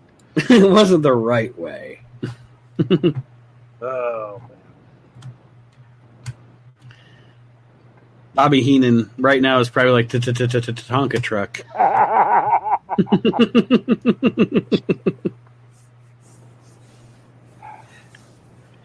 You know, this match is going to be some hard-hitting shit. Here come the Head Shrinkers and Bam Bam Bigelow. Jesus Christ. With Luna Vachon. With Afa. Luna Vachon. And yeah, out of the five, order is the question on this one. And we're switching to JR and Gorilla to call commentary on this one. From Radio WWF. We never got Radio WWF in our area back then. No, of course not. Why would Never we? even got the on-demand either.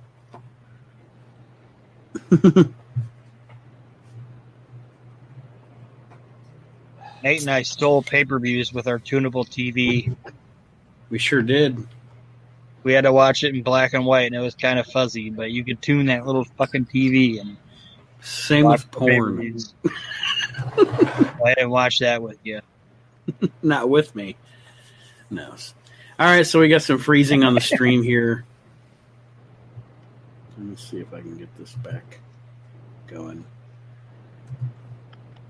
We are really, testing the waters of the internet here with this episode of the show. I've never tried this before, so. But anyway, Bam Bam's going to get a big push later on in his career and face Lawrence Taylor and then be completely fucked over by the Click. Let's be honest. Then end up in ECW and then WCW. Yes. That's it. That's it, folks. That's it. Oh, he was in Major Pain. I was God, going I to say, for- when was the Major Pain during all this? I forgot about him being in Major Pain. That's okay. He did too.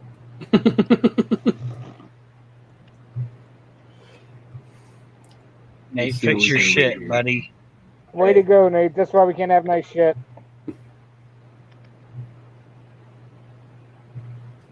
Hey, look. Hey, If you're guys, it's listening to the SummerSlam. audio, we started the over. Smoking Guns are coming out. Hey, Oh look, my it's the goodness. Smoking Guns. Who knew that was going to happen? Speaking of Billy, Hey, there was this guy named Billy Bart.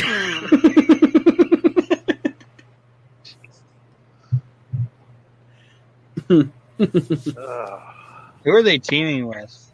I wonder. Oh, God, I can't remember. It'd I think be it's- really neat to see an Indian with cowboys, I think. I mean, that would just be an awesome idea. Yeah, I don't know. It seems kind of racist. if it's Yeah. Indians, I'm leaving. Oh, bring the You're gonna tunnel leave- back. You're going to leave. Damn it, you stole my joke.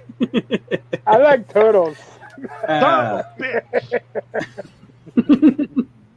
Kyle's blanket is turtly enough for the Turtle Club. Yeah. Turtle. You know who really likes Kyle's blanket? Darby Allin. Okay, you know who else likes it? Me. I love the fact that Kyle said he's leaving and Nate did. And Nate's shit froze.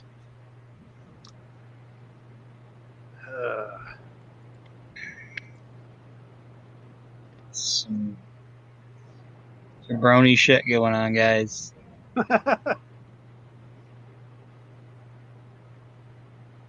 It's mud show. Outlaw bullshit. Oh shit! Oh, Oh, something went something wrong. went wrong. No shit. Oh no! It's off the rails, guys. We're fucked. Nate, Something went wrong. This is what happens when we're left unsupervised. Shit just breaks. So Maybe I if you think didn't what's have wrong. two browsers open, that would probably help. Hey, Nate, I think I know what went wrong. Yeah. Something. You have two browsers and multiple windows open, something went wrong. and I have a feeling your computer is not made to handle that kind of shit.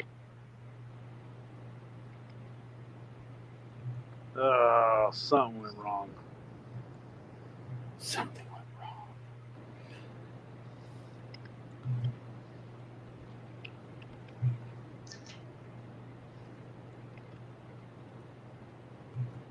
Hey, I said from the beginning You that this did. was a, yeah. Had never done this before. We were going to see how it worked out. And what did we learn? Don't get up and Sometimes. go away from the computer. Yeah, well, that's true.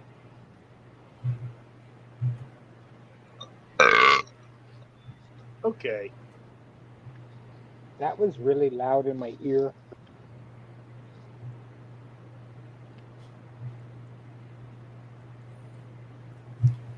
So there's the Smoking Guns Bam Bam Bigelow fuckfest here going on. This thing better be really good.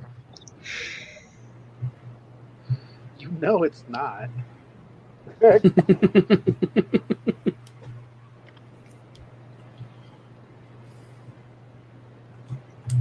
When the podcast happens, this is gonna sound as like smooth as a fucking baby's ass, but right now it's a fucking goddamn train wreck.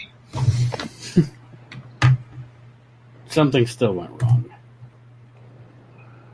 Let's see. Well, fuck. Check your internet connection. He's still here, so I don't know if it's that. No, it's not that. They didn't pay us us bill. I'm actually surprised that that Facebook has let us go this long. To be honest, I was expecting to be kicked off. We were kicked off of YouTube like 30 minutes in. YouTube sent me an email like.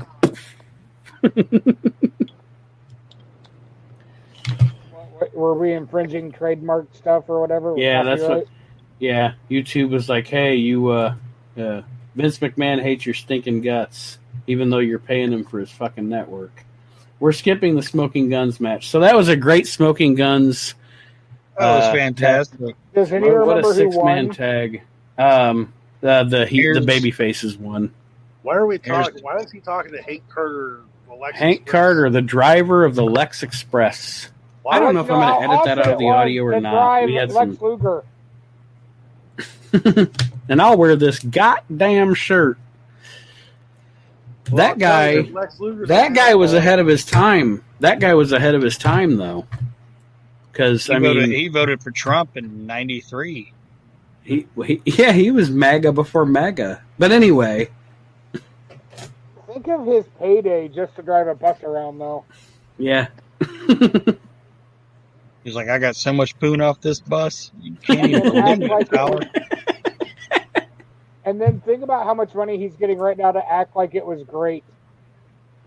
It was fantastic, Joe. It was great to drive Lex Luger around he threw me out the bus and pissed on me one night, but it was great to drive him around the United States. I peeled his shrimp, and I fucked his broads. It was fantastic. This guy, he's like fucking broads. He's peeling shrimp. Back to you, Todd. Hey, here Look at I this am guy. with this fucking idiot.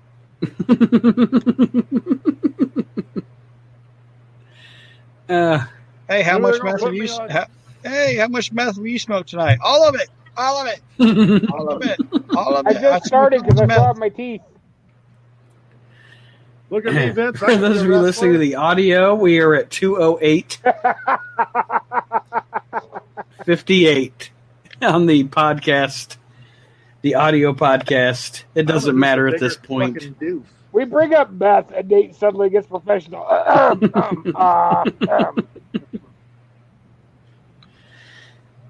can only imagine what Bobby Heenan was saying about that guy. That guy I heard is a big... Bobby's like, I heard that's a great friend of Matt Bourne. I mean, Doink. With the meth and such. I just love Bobby's face whenever Vince's mouth opens like, God damn it, shut up.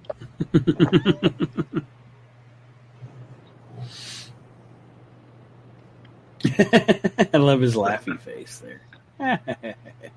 You know he made a snide remark. Guys, we're live at the Palace of Auburn Hills. And, oh, look.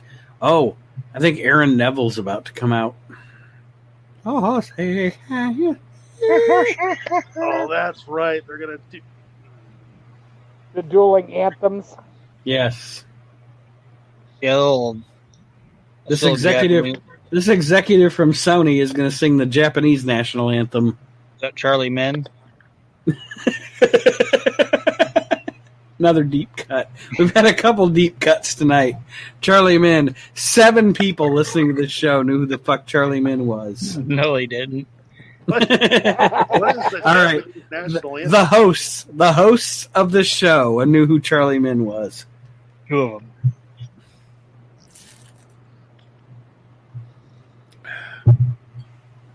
Look at all these. Back assholes then, we were with like, American flags. it's funny how America. Like now, we're like we respect the national anthem of every country.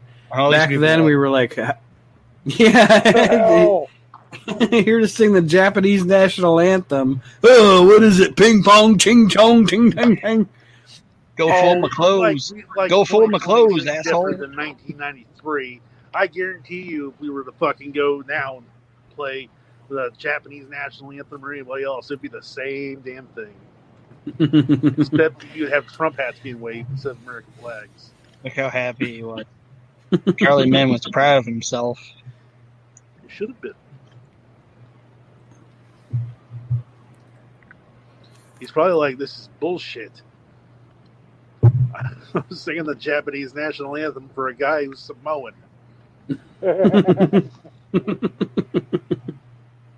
You know what I think's bullshit about this show, guys? Oh, there he is. SummerSlam or this watch party? No, the show. I think it's bullshit that the Guns and Tatanka versus the Head Shrinkers and Bam Bam got bumped. Yeah. It's like the 10-man tag at WrestleMania 10. Time constraint. But here's what I don't get. Like, you just had the Japanese national anthem, and now here comes Macho Man dressed in red, white, and blue. What's more America than fucking Macho Man and Aaron Neville? Why would if you just sang the Japanese national anthem, why don't you have Yokozuna come out? And then I'm going to need you to shut the fuck up with your logic thinking over there, Mr. Hopper. I'm just saying. I'm saying what we're all thinking. None of us were thinking it because we were too enamored at the patriotic glory that is Macho Man and Aaron Neville. Look, I'm sure. I swear to God. I swear to God, Kyle. America. I swear to God, Kyle, if you besmirch the good goddamn name of Randy Savage, you're fired. I'm not research. I'm going to research the name of And what is goddamn his name? Aaron Macho Man Neville. gave the thumbs up and he's Aaron getting Neville. fired. If And you Aaron Neville besmirch the, if you Aaron Neville in his besmirch, Canadian tuxedo. if you besmirch the medium goddamn name of Aaron Neville, In his Canadian tuxedo. best thing that ever happened, or best thing in wrestling ever with Aaron Neville is with Bobby Heenan at that pay-per-view. When Aaron Neville's sitting like 20 feet from the announce table. Oh, that Spring Stampede. Yeah, and Heenan's talking shit about Aaron Neville. And is he with Shivani? Yeah, oh, obviously. Yeah. And then Shivani's like, you mean Aaron Neville sitting right over there? And Bobby's like, oh, really like his music. Yeah, Bobby tried to say it was him singing it. He's a big fella. Randy's outfit sponsored by Zubaz. And Aaron Neville's bracelet bought earlier that day from a guy on the street, apparently. No, he's in the parking lot. Somebody should talk to Aaron Neville about his cancerous growth. I was going to say Aaron Neville's mole was actually the thing that sung. He just took the credit for it. That's Eric Neville. His Indian eye is fucking off-centered. Guys, shut up. They're singing the national anthem. Oh, now Damn, Kyle's Kyle. patriotic. Kyle gets drunk and he becomes the fucking boss around here. God. What did he say? I didn't even listen to him. He told us to shut the fuck up, you fucking fucks. I think that was his exact words. Kyle, I'm going When to need you to first be on quiet their and drink knees, your Jack Daniel's Patterson Kool-Aid. backstage. I've seen a lot of people. I've seen a lot of people with lazy eyes, but I've never seen a person with a lazy mole. Archie Mitchell is commenting. Kyle Army is saying exactly what I'm thinking. And then he said Aaron Neville's mole is more Aaron Neville's mole is more over than Adrian Neville. Jesus, yeah. Adrian Neville's dead, so Adrian Neville died. Pac? His yeah, career. Pac now. Damn, Pac. You gone too soon. Adrian Neville died when he got to the You main try roster. to Because remember, finish- you're not allowed to have two names when you work for Vince McMahon. How He was the fuck- first. He was the first one they gave that terrible purple belt to, wasn't he? How the fuck is that the one Pac that dies is fucking Adrian Neville? No, the other- Tupac's died. I mean, Tupac died too. When the other Pac. Pac didn't ever fucking Pac. run the man. That was my joke. Shut up. Here we go. This is a trifecta of fantabulous right here. Yes, sir. Yokozuna, Mr. Fuji, and Jim Cornette. There's no way you go wrong in this Can you entire. imagine that? Can you imagine that conversation right before they went out with Vince? Can we just appreciate the fact that Cornette is wearing a red shirt and red pants to where it looks like he's wearing a jumper under his blazer? Never noticed it before, but now I can't unsee it.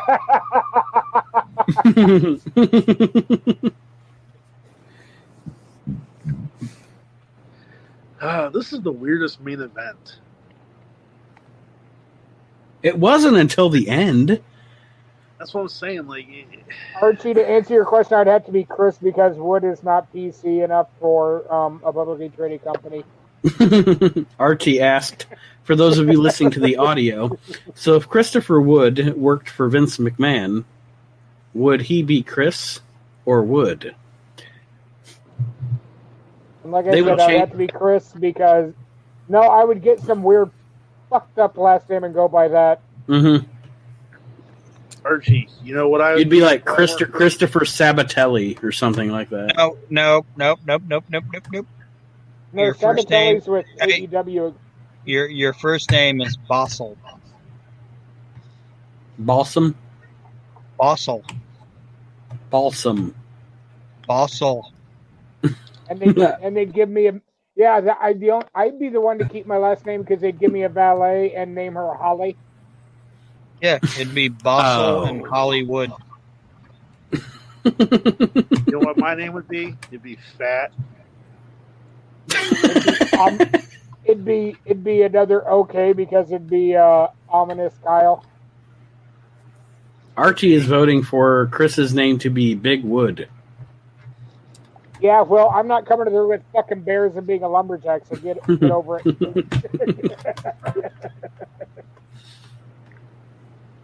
Oh, like they would make you a lumberjack if your name was Big Wood.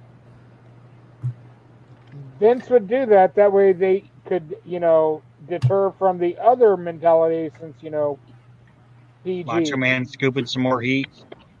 Oh, you'd be on Raw Underground is what you'd be on. No, Oh, they'd God. give him some shitty gimmick where his last name would be spelled Would. They'd figure something out with that. Here comes This Lex show- Luger to fail everybody. This show's gone off the American fucking dreams. rails, but that's okay because this is a terrible main event anyway. It wasn't though. Like I'm doing that, but at this very time, up until this very point, this main event was booked the way you book a patriotic babyface against a heel menace And a bus. with a bus. Yeah, everybody said bus at the same time, I think, but with a bus. Did I just hear a bus? That was Luger.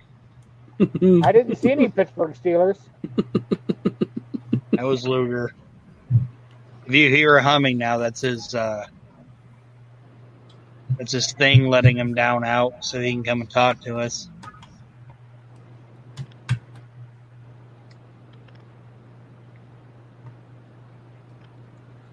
And just think, if Vince would have had his way, Yoko is supposed to be going without the tights. He wanted him big Yeah. ass like Kishi. Yes, he did. Oof. Like, And that he wanted to, he wanted to put that on Saturday mornings. We were children, for God's sake. Damn, Vince. Damn. He didn't get his way until Kishi came along. He was like, fuck it, I'll do it. It's time. People are ready for it, pal. But can you imagine Rodney at his biggest wearing no tights? Man. With his ass going down to the back of his kneecap? That...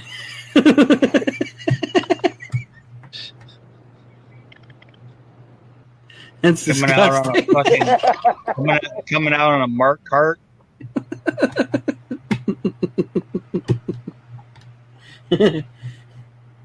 So bitching at me because there ain't no fucking goddamn Pringles on the shelf. I bet you would be wearing Crocs.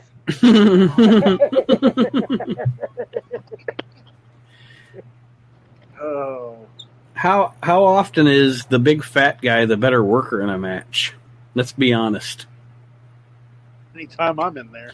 Like, for anything anybody ever wants to hate on Yoko for his size, was there ever a better worker pound for pound for his size than him? Even Andre. Because pound for pound was a fat joke. It might have been.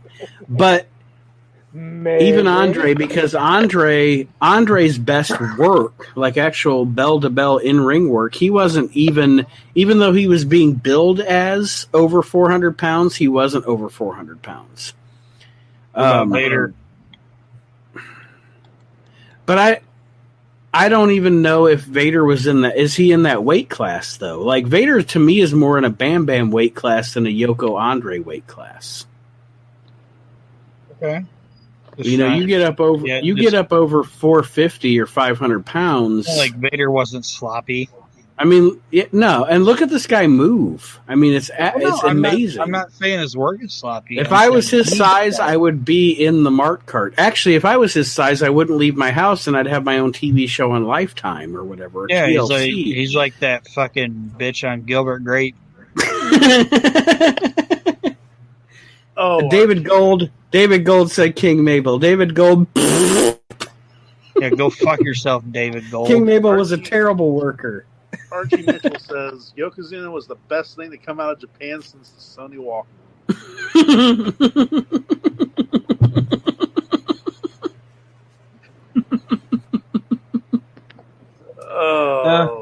Oh God! And David Gold is commenting, Yoko sucks. David, I don't know if you were watching a little bit ago. I talked about how you and I debate Yoko and how I think Yoko was amazing. Look at this fucking guy. There is a guy in the ring with Yokozuna right now that is, look at him. He's built. He's thin. He's in great shape. And he is fucking ass. He's ass. He is an ass worker, an ass talent, a terrible, terrible talent. And he is in the ring with Yoko, who literally, in this match, works circles around him and makes him look good. Yoko makes Luger look good in this match. A testament to Yokozuna. One of the few things David Gold and I disagree on is Yoko. You know who was a really good talent? Fat guy? A really good fat guy, but Haystack. Dom DeLuise? Hey guys, I'm drunk. The show's about to get great. You know who wasn't a good? He's got the giggles. We're fucked. Fatty Arbuckle. Fatty Arbuckle. That's an Aaron reference. Aaron should have brought him up. Yeah, Aaron's Fatty the one bringing. Yeah, Fatty you're the one Arbuckle. bringing up. You're the one bringing up motherfuckers from the 20s all the time. Fatty Arbuckle killed a bitch with a Coke bottle. Archie just said Luger's thrown more punches than any of Mike Tyson's opponents in the 80s and 90s. You guys realize? Guess what, Archie? Hey, Luger could throw a punch. Luger could throw a worked punch, but he couldn't hit it effectively. you guys realize that Fatty Arbuckle killed a chick in like the 20s with a Coke bottle?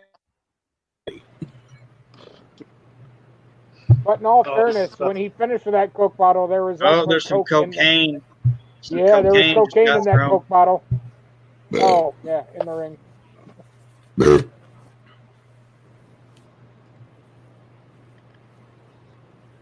Oh, oh, sorry guys. Oh, Aaron went totally Ohio on us there. You know, Oh. we talk shit about. did I really Lex just Luger. say oh? Yeah. Kyle. Sorry. Yes, sir. Kyle. Yes, sir. Sorry. I don't talk shit about Lex Luger. I talk reality about Lex Luger. Fair enough. He had two good years in his entire career, and it was because of Ric Flair. And his music. He had badass entrance music in WCW. I don't know why Turtle likes Lex Luger so much.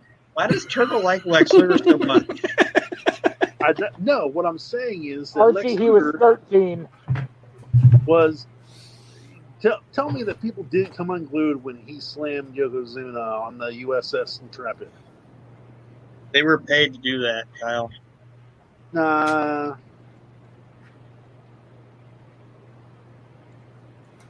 I don't know. The best thing for me about the whole Intrepid story is the fact that ring had been on the ship, put up for days, and the whole barefoot gimmick, he was freaking because his feet were on fire on the mat, and Fuji was like, "No, you sumo, you no need shoes." Fucking kicks him out right in front of him. Oh. Fuji was straight like, "Fuck you, live your gimmick." Oh, Fuji. Oh, this is gonna be bad.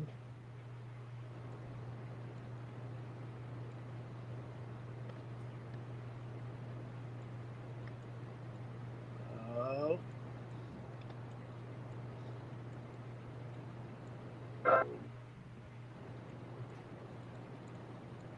Is he?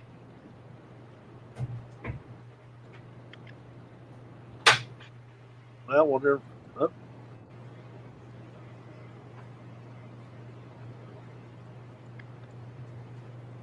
We'll never know. We'll never know. Well,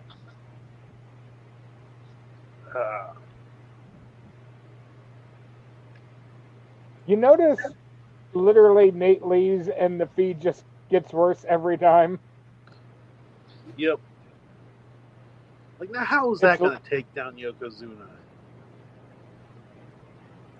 And why are you going to this top rope again? And to me, Yoko did like one of the best big guy stagger not fall sells. You know what I mean? How he always did like the classic, like, oh. And in a way that it could have been goofy and silly, he definitely did pull it off.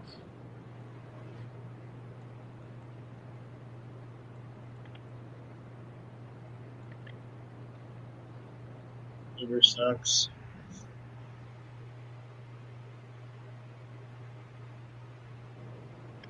What a letdown of a main event.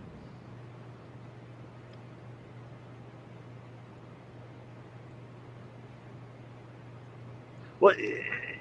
Without audio right there, Luger doing like the pump up on his knees almost looked like he was begging the crowd, like, please cheer, please. Well, that's what he's doing.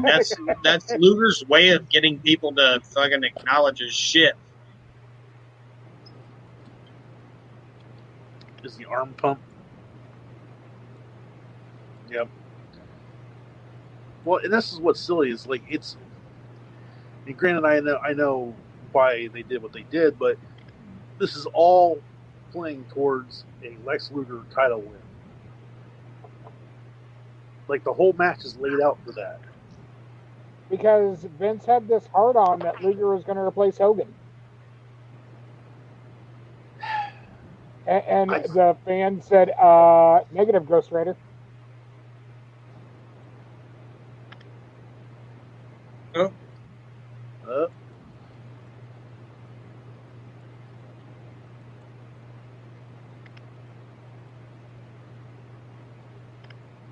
I'm trying to.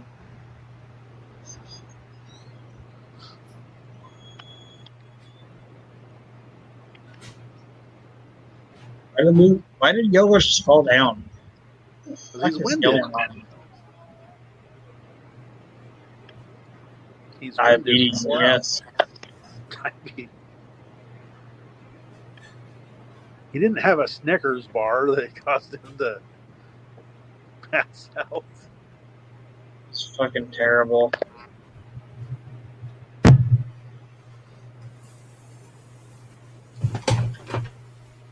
Here we go.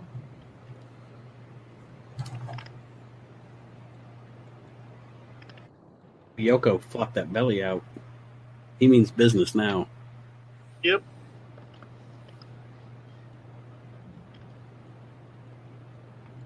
And I think the thing that, and Roger in Facebook chat said Luger was over. The ending of this match killed it all. Luger was over, but he wasn't over the way Vince wanted him over. No, and that's really just.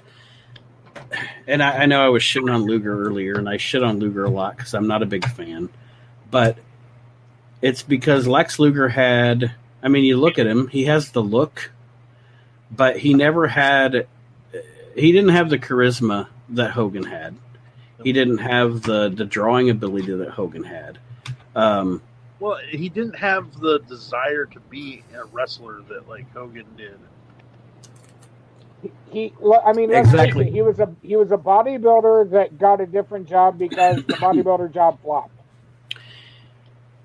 And also Hulk Hogan, let's be fair, a lot of people shit on Hogan, but Hulk Hogan worked the way he worked in the WWF because, I mean, if you can go out there every night and not work a style that kills your body and still be over and still draw crowds and still make a ton of money, why not? Because you watch his work in Japan, Hulk Hogan was a legit badass wrestler when he wanted to be. Hulk Hogan could work. Luger could not work. And the crazy thing that always blows my mind about Lex is that guy was in the business from 1986 until he killed Miss Elizabeth. Oh. And he never got good. He never got good. No. Like, and it's like, damn, you had like 14 years to get good, and you never got good. Yeah, not by anything. not by accident. And people tried. They tried, man. And I'm not going to take my statement back, by the way. But Luger's gonna be like anyway. Marty Jannetty did it. You just spoke in lag. What'd you say? I said Luger's gonna blame Marty Jannetty on it. I didn't. Mark did it. Snuka did it.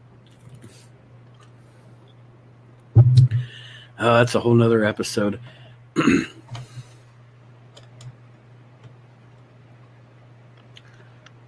Yoko working the rest hold. Luger not even making that look believable. Like, God, stop. Oh no, it's painful. Archie said Hogan had lust in his eyes for Liz, but Luger had angel dust. angel dust religion killed her. All right, Archie, you beat me. Yeah, I wish you were here. For most controversial statement of the night. We're not done yet. Archie's at home bringing the heat. He gets award for most controversial statement of hour 2. Of hour 2, yes. Another guy on the outside of the ring that from the Smark fans back in the day got a lot of shit on him and shouldn't have was Mr. Fuji. I always thought Fuji was effective as a manager at getting his talent over. And the guy was another one of those guys that just took his gimmick to the hilt. People talk shit about Fuji? Yeah. Yeah, and I'm talking about, well, you know, I'm talking about the newsletter people back in the day. You know, it's the same fucking people that hated on Slick when that guy was entertaining as hell. Fuck your newsletter.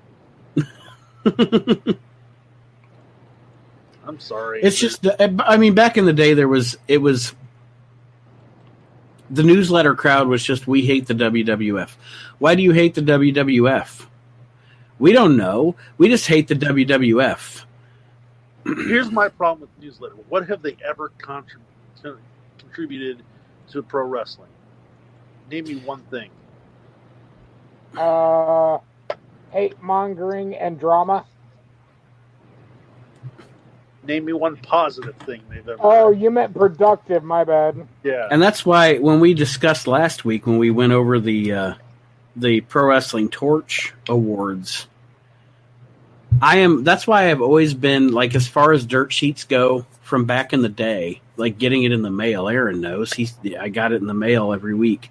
The Pro Wrestling Torch, from the minute I could buy a dirt sheet, that's the one I got. And it's because I have always felt that Keller was always a little, not always, but he was always a little more fair to a more fair and balanced approach than Meltzer. Meltzer literally just sits there and hates Vince McMahon every day of his life. If it's not Vince, it's probably good. Keller showed compassion as a fan. Meltzer was the Bruce Hart of dirt sheets. Yeah. The dirt sheet people were going to sit there and tell you, like, oh, this person was the greatest pro wrestler ever. This person was the greatest pro wrestler ever. This person. Guess what?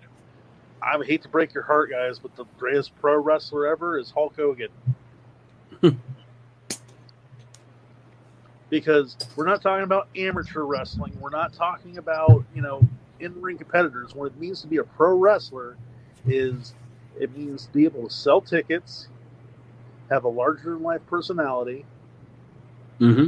Because guess what, guys? Being a pro wrestler isn't about the in-ring competition. Because if it was, then people like Dean Malenko would be the biggest fucking star in the world. There's a reason why Hulk Hogan and even Bobby Eaton would be wiping his ass with $100 bills if what you do from bell to bell is what made you a success in wrestling. Think about Steve Austin. You watch Bobby Eaton, watch a Bobby Eaton match and tell me it doesn't look real. You know what I mean? But the thing is, like with Steve Austin prior to the neck injury was a great in-ring competitor. After the neck injury, he was very comes the finish. I think he was very limited in what he could do. And guess what? Steve Austin got over more with the less that he did. Yep, here's the finish of this monumental goddamn pay-per-view. I'd like to bring up, Aaron, that you suggested this one for this. Can't always be The right. funniest thing about this episode was that WWE Network was like, "You are not watching the Smoking Guns match." Something went wrong. Said something went wrong. It wasn't this main event. So this was supposed to be Luger's crowning achievement, and he won by countout. And look at these dirt fans. They're like, look at the Steiners. Look at these people. They're celebrating. And Tatanka was there? Why was Tatanka there? I know he never had a match on the card. I know, and he's dressed and everything. He looks sweaty. Must have been jerking his dick. Oh my Run to the ring takes a lot out of you. Like, yee.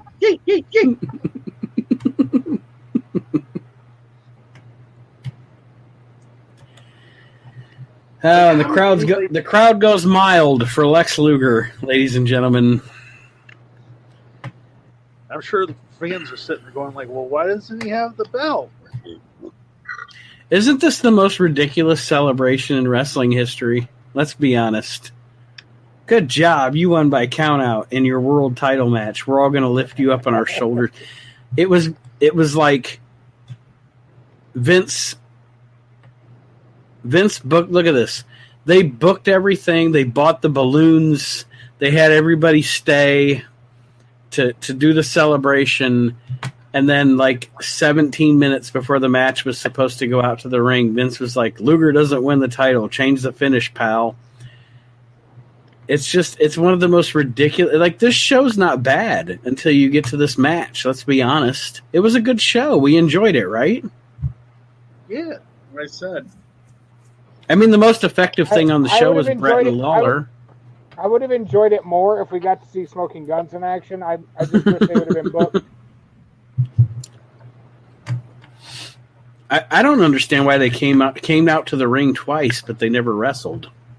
Oh, you need a hero.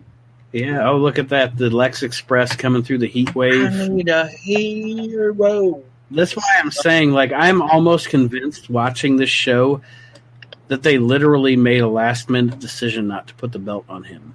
Because the entire booking and production of the show This would let you video right now. believe- This video right now looks like the opening credits of like a USA like action show. Like I'm expecting like Lorenzo Lamas to get out of the bus like he's on Renegade or whatever. There you go. There's the deepest cut of the night. Lorenzo Lamas. On Renegade. Seven people know who Lorenzo Lamas is, and one of them is his mother. Your mom doesn't count as a fan.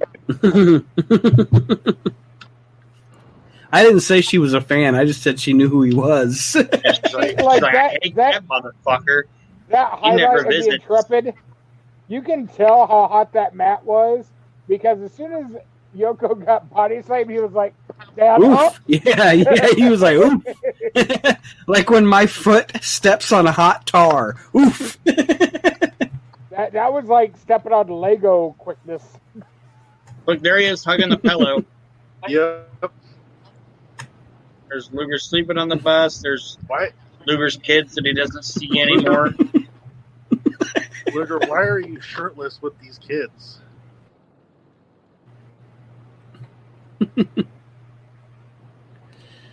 Yeah, the entire thing says Luger was supposed to win that night, and Vince made a last-minute decision that was not going to happen. And Luger's like, fucking Vince. You wait, Look at that pal. kid. You wait until WCW comes That calling. kid's reaction on that video was perfect for the end of this pay-per-view. Like, you motherfucker.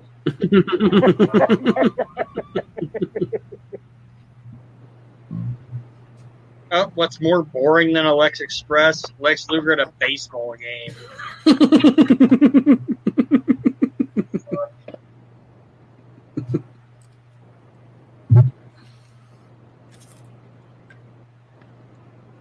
Oh, those pants.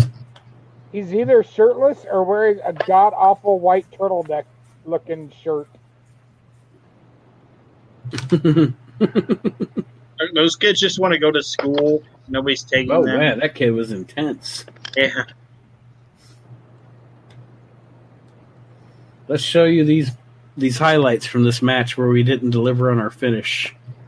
Look at Luger. God, what a terrible outfit. The body slam. We're not going to show you the count out. That segment where they signed their contract and Luger was in that suit. Has there ever been a wrestling arena that looked hotter on TV? Like, it looks so hot in that arena on TV. Like, even some of those ECW shows. That episode of Raw. Why are we having a promo for this match? Like after the And when it's over and they didn't deliver on, look at this. It's like you didn't deliver on the finish, but you gotta put your video out there because So yeah, overall, I give this show actually 7 Jeff Farmer yeps. This is a good show until the main event. Kyle? Yep. I'm going to give it 7 as well. You know, when we watched WrestleMania a couple years ago, I think it was 32. Why is Tonka and his pal? What is going on? And it was Roman Reigns versus Triple H. And they Triple had H. all that other stuff headed up before that. And we're like, if they would just stop it now.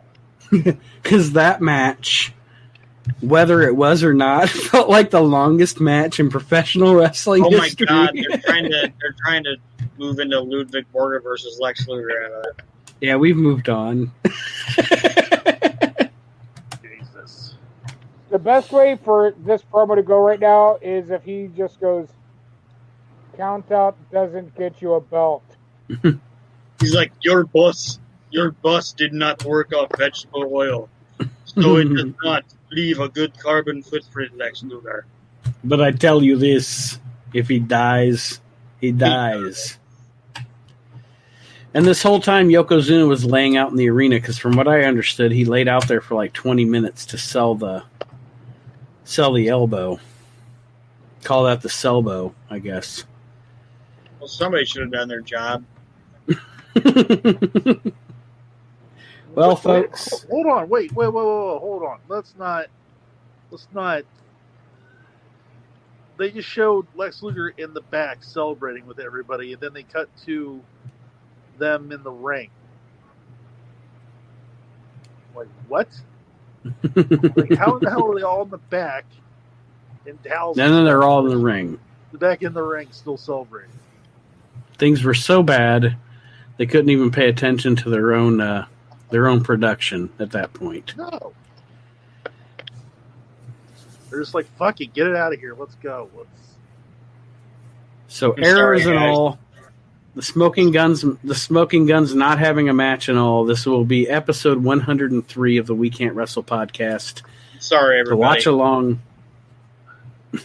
So you're apologizing. Now, what did you give the pay-per-view out of 10 Jeff Farmer yeps? How many did it get? 5. Oh. Chris? Sorry, guys.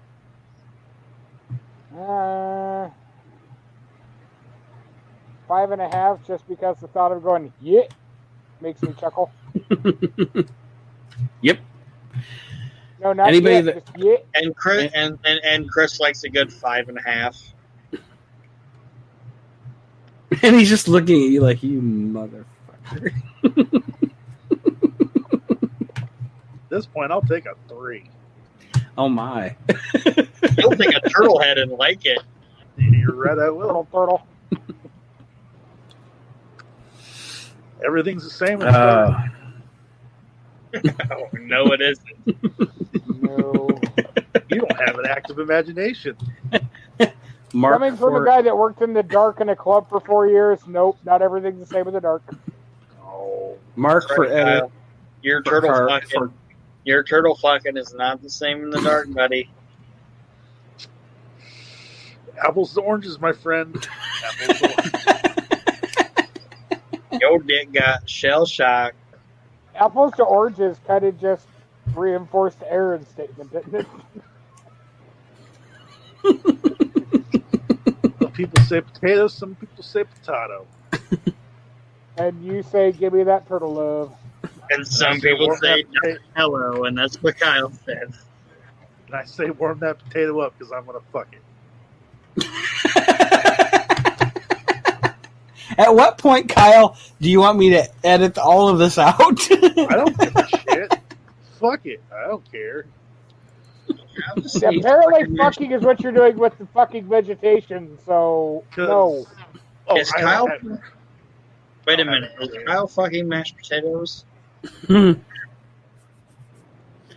know, Oh, that made me think of that Beastie Boys album. If If I knew it this was that kind of party, I'd have put my dick in the mashed potatoes a long time ago. Do you know how that joke goes, bro? I found the original joke. What? I'll You send found it. the original joke? Yeah, and I'll send it to you. It's fantastic. fantastic. Is that Licensed to Ill that's on? Yeah, but That the joke. Have you guys ever heard that before? Hell yeah. Love me some Beastie Boys. On Licensed to Ill, in between two tracks, there's just a little musical segment. I And knew then it there's was a guy at the funny. end I'd of have the put my musical dick in the segment. mashed potatoes a long time ago. The guy goes, "If I knew it was that kind of party, I'd have stuck my dick in the mashed potatoes a long time ago." I think it's Licensed to Ill. And Chris has this disgusted look on his face since we began this potato debacle. Thank you, Because Kyle. he's like, I have mashed potatoes. I'm And I have a sure dick. times. What are you gonna do? Not get some? I mean, don't be a fucking prude about it. God, I mean, what the hell, man? God. We're signing off. We're signing the fuck off.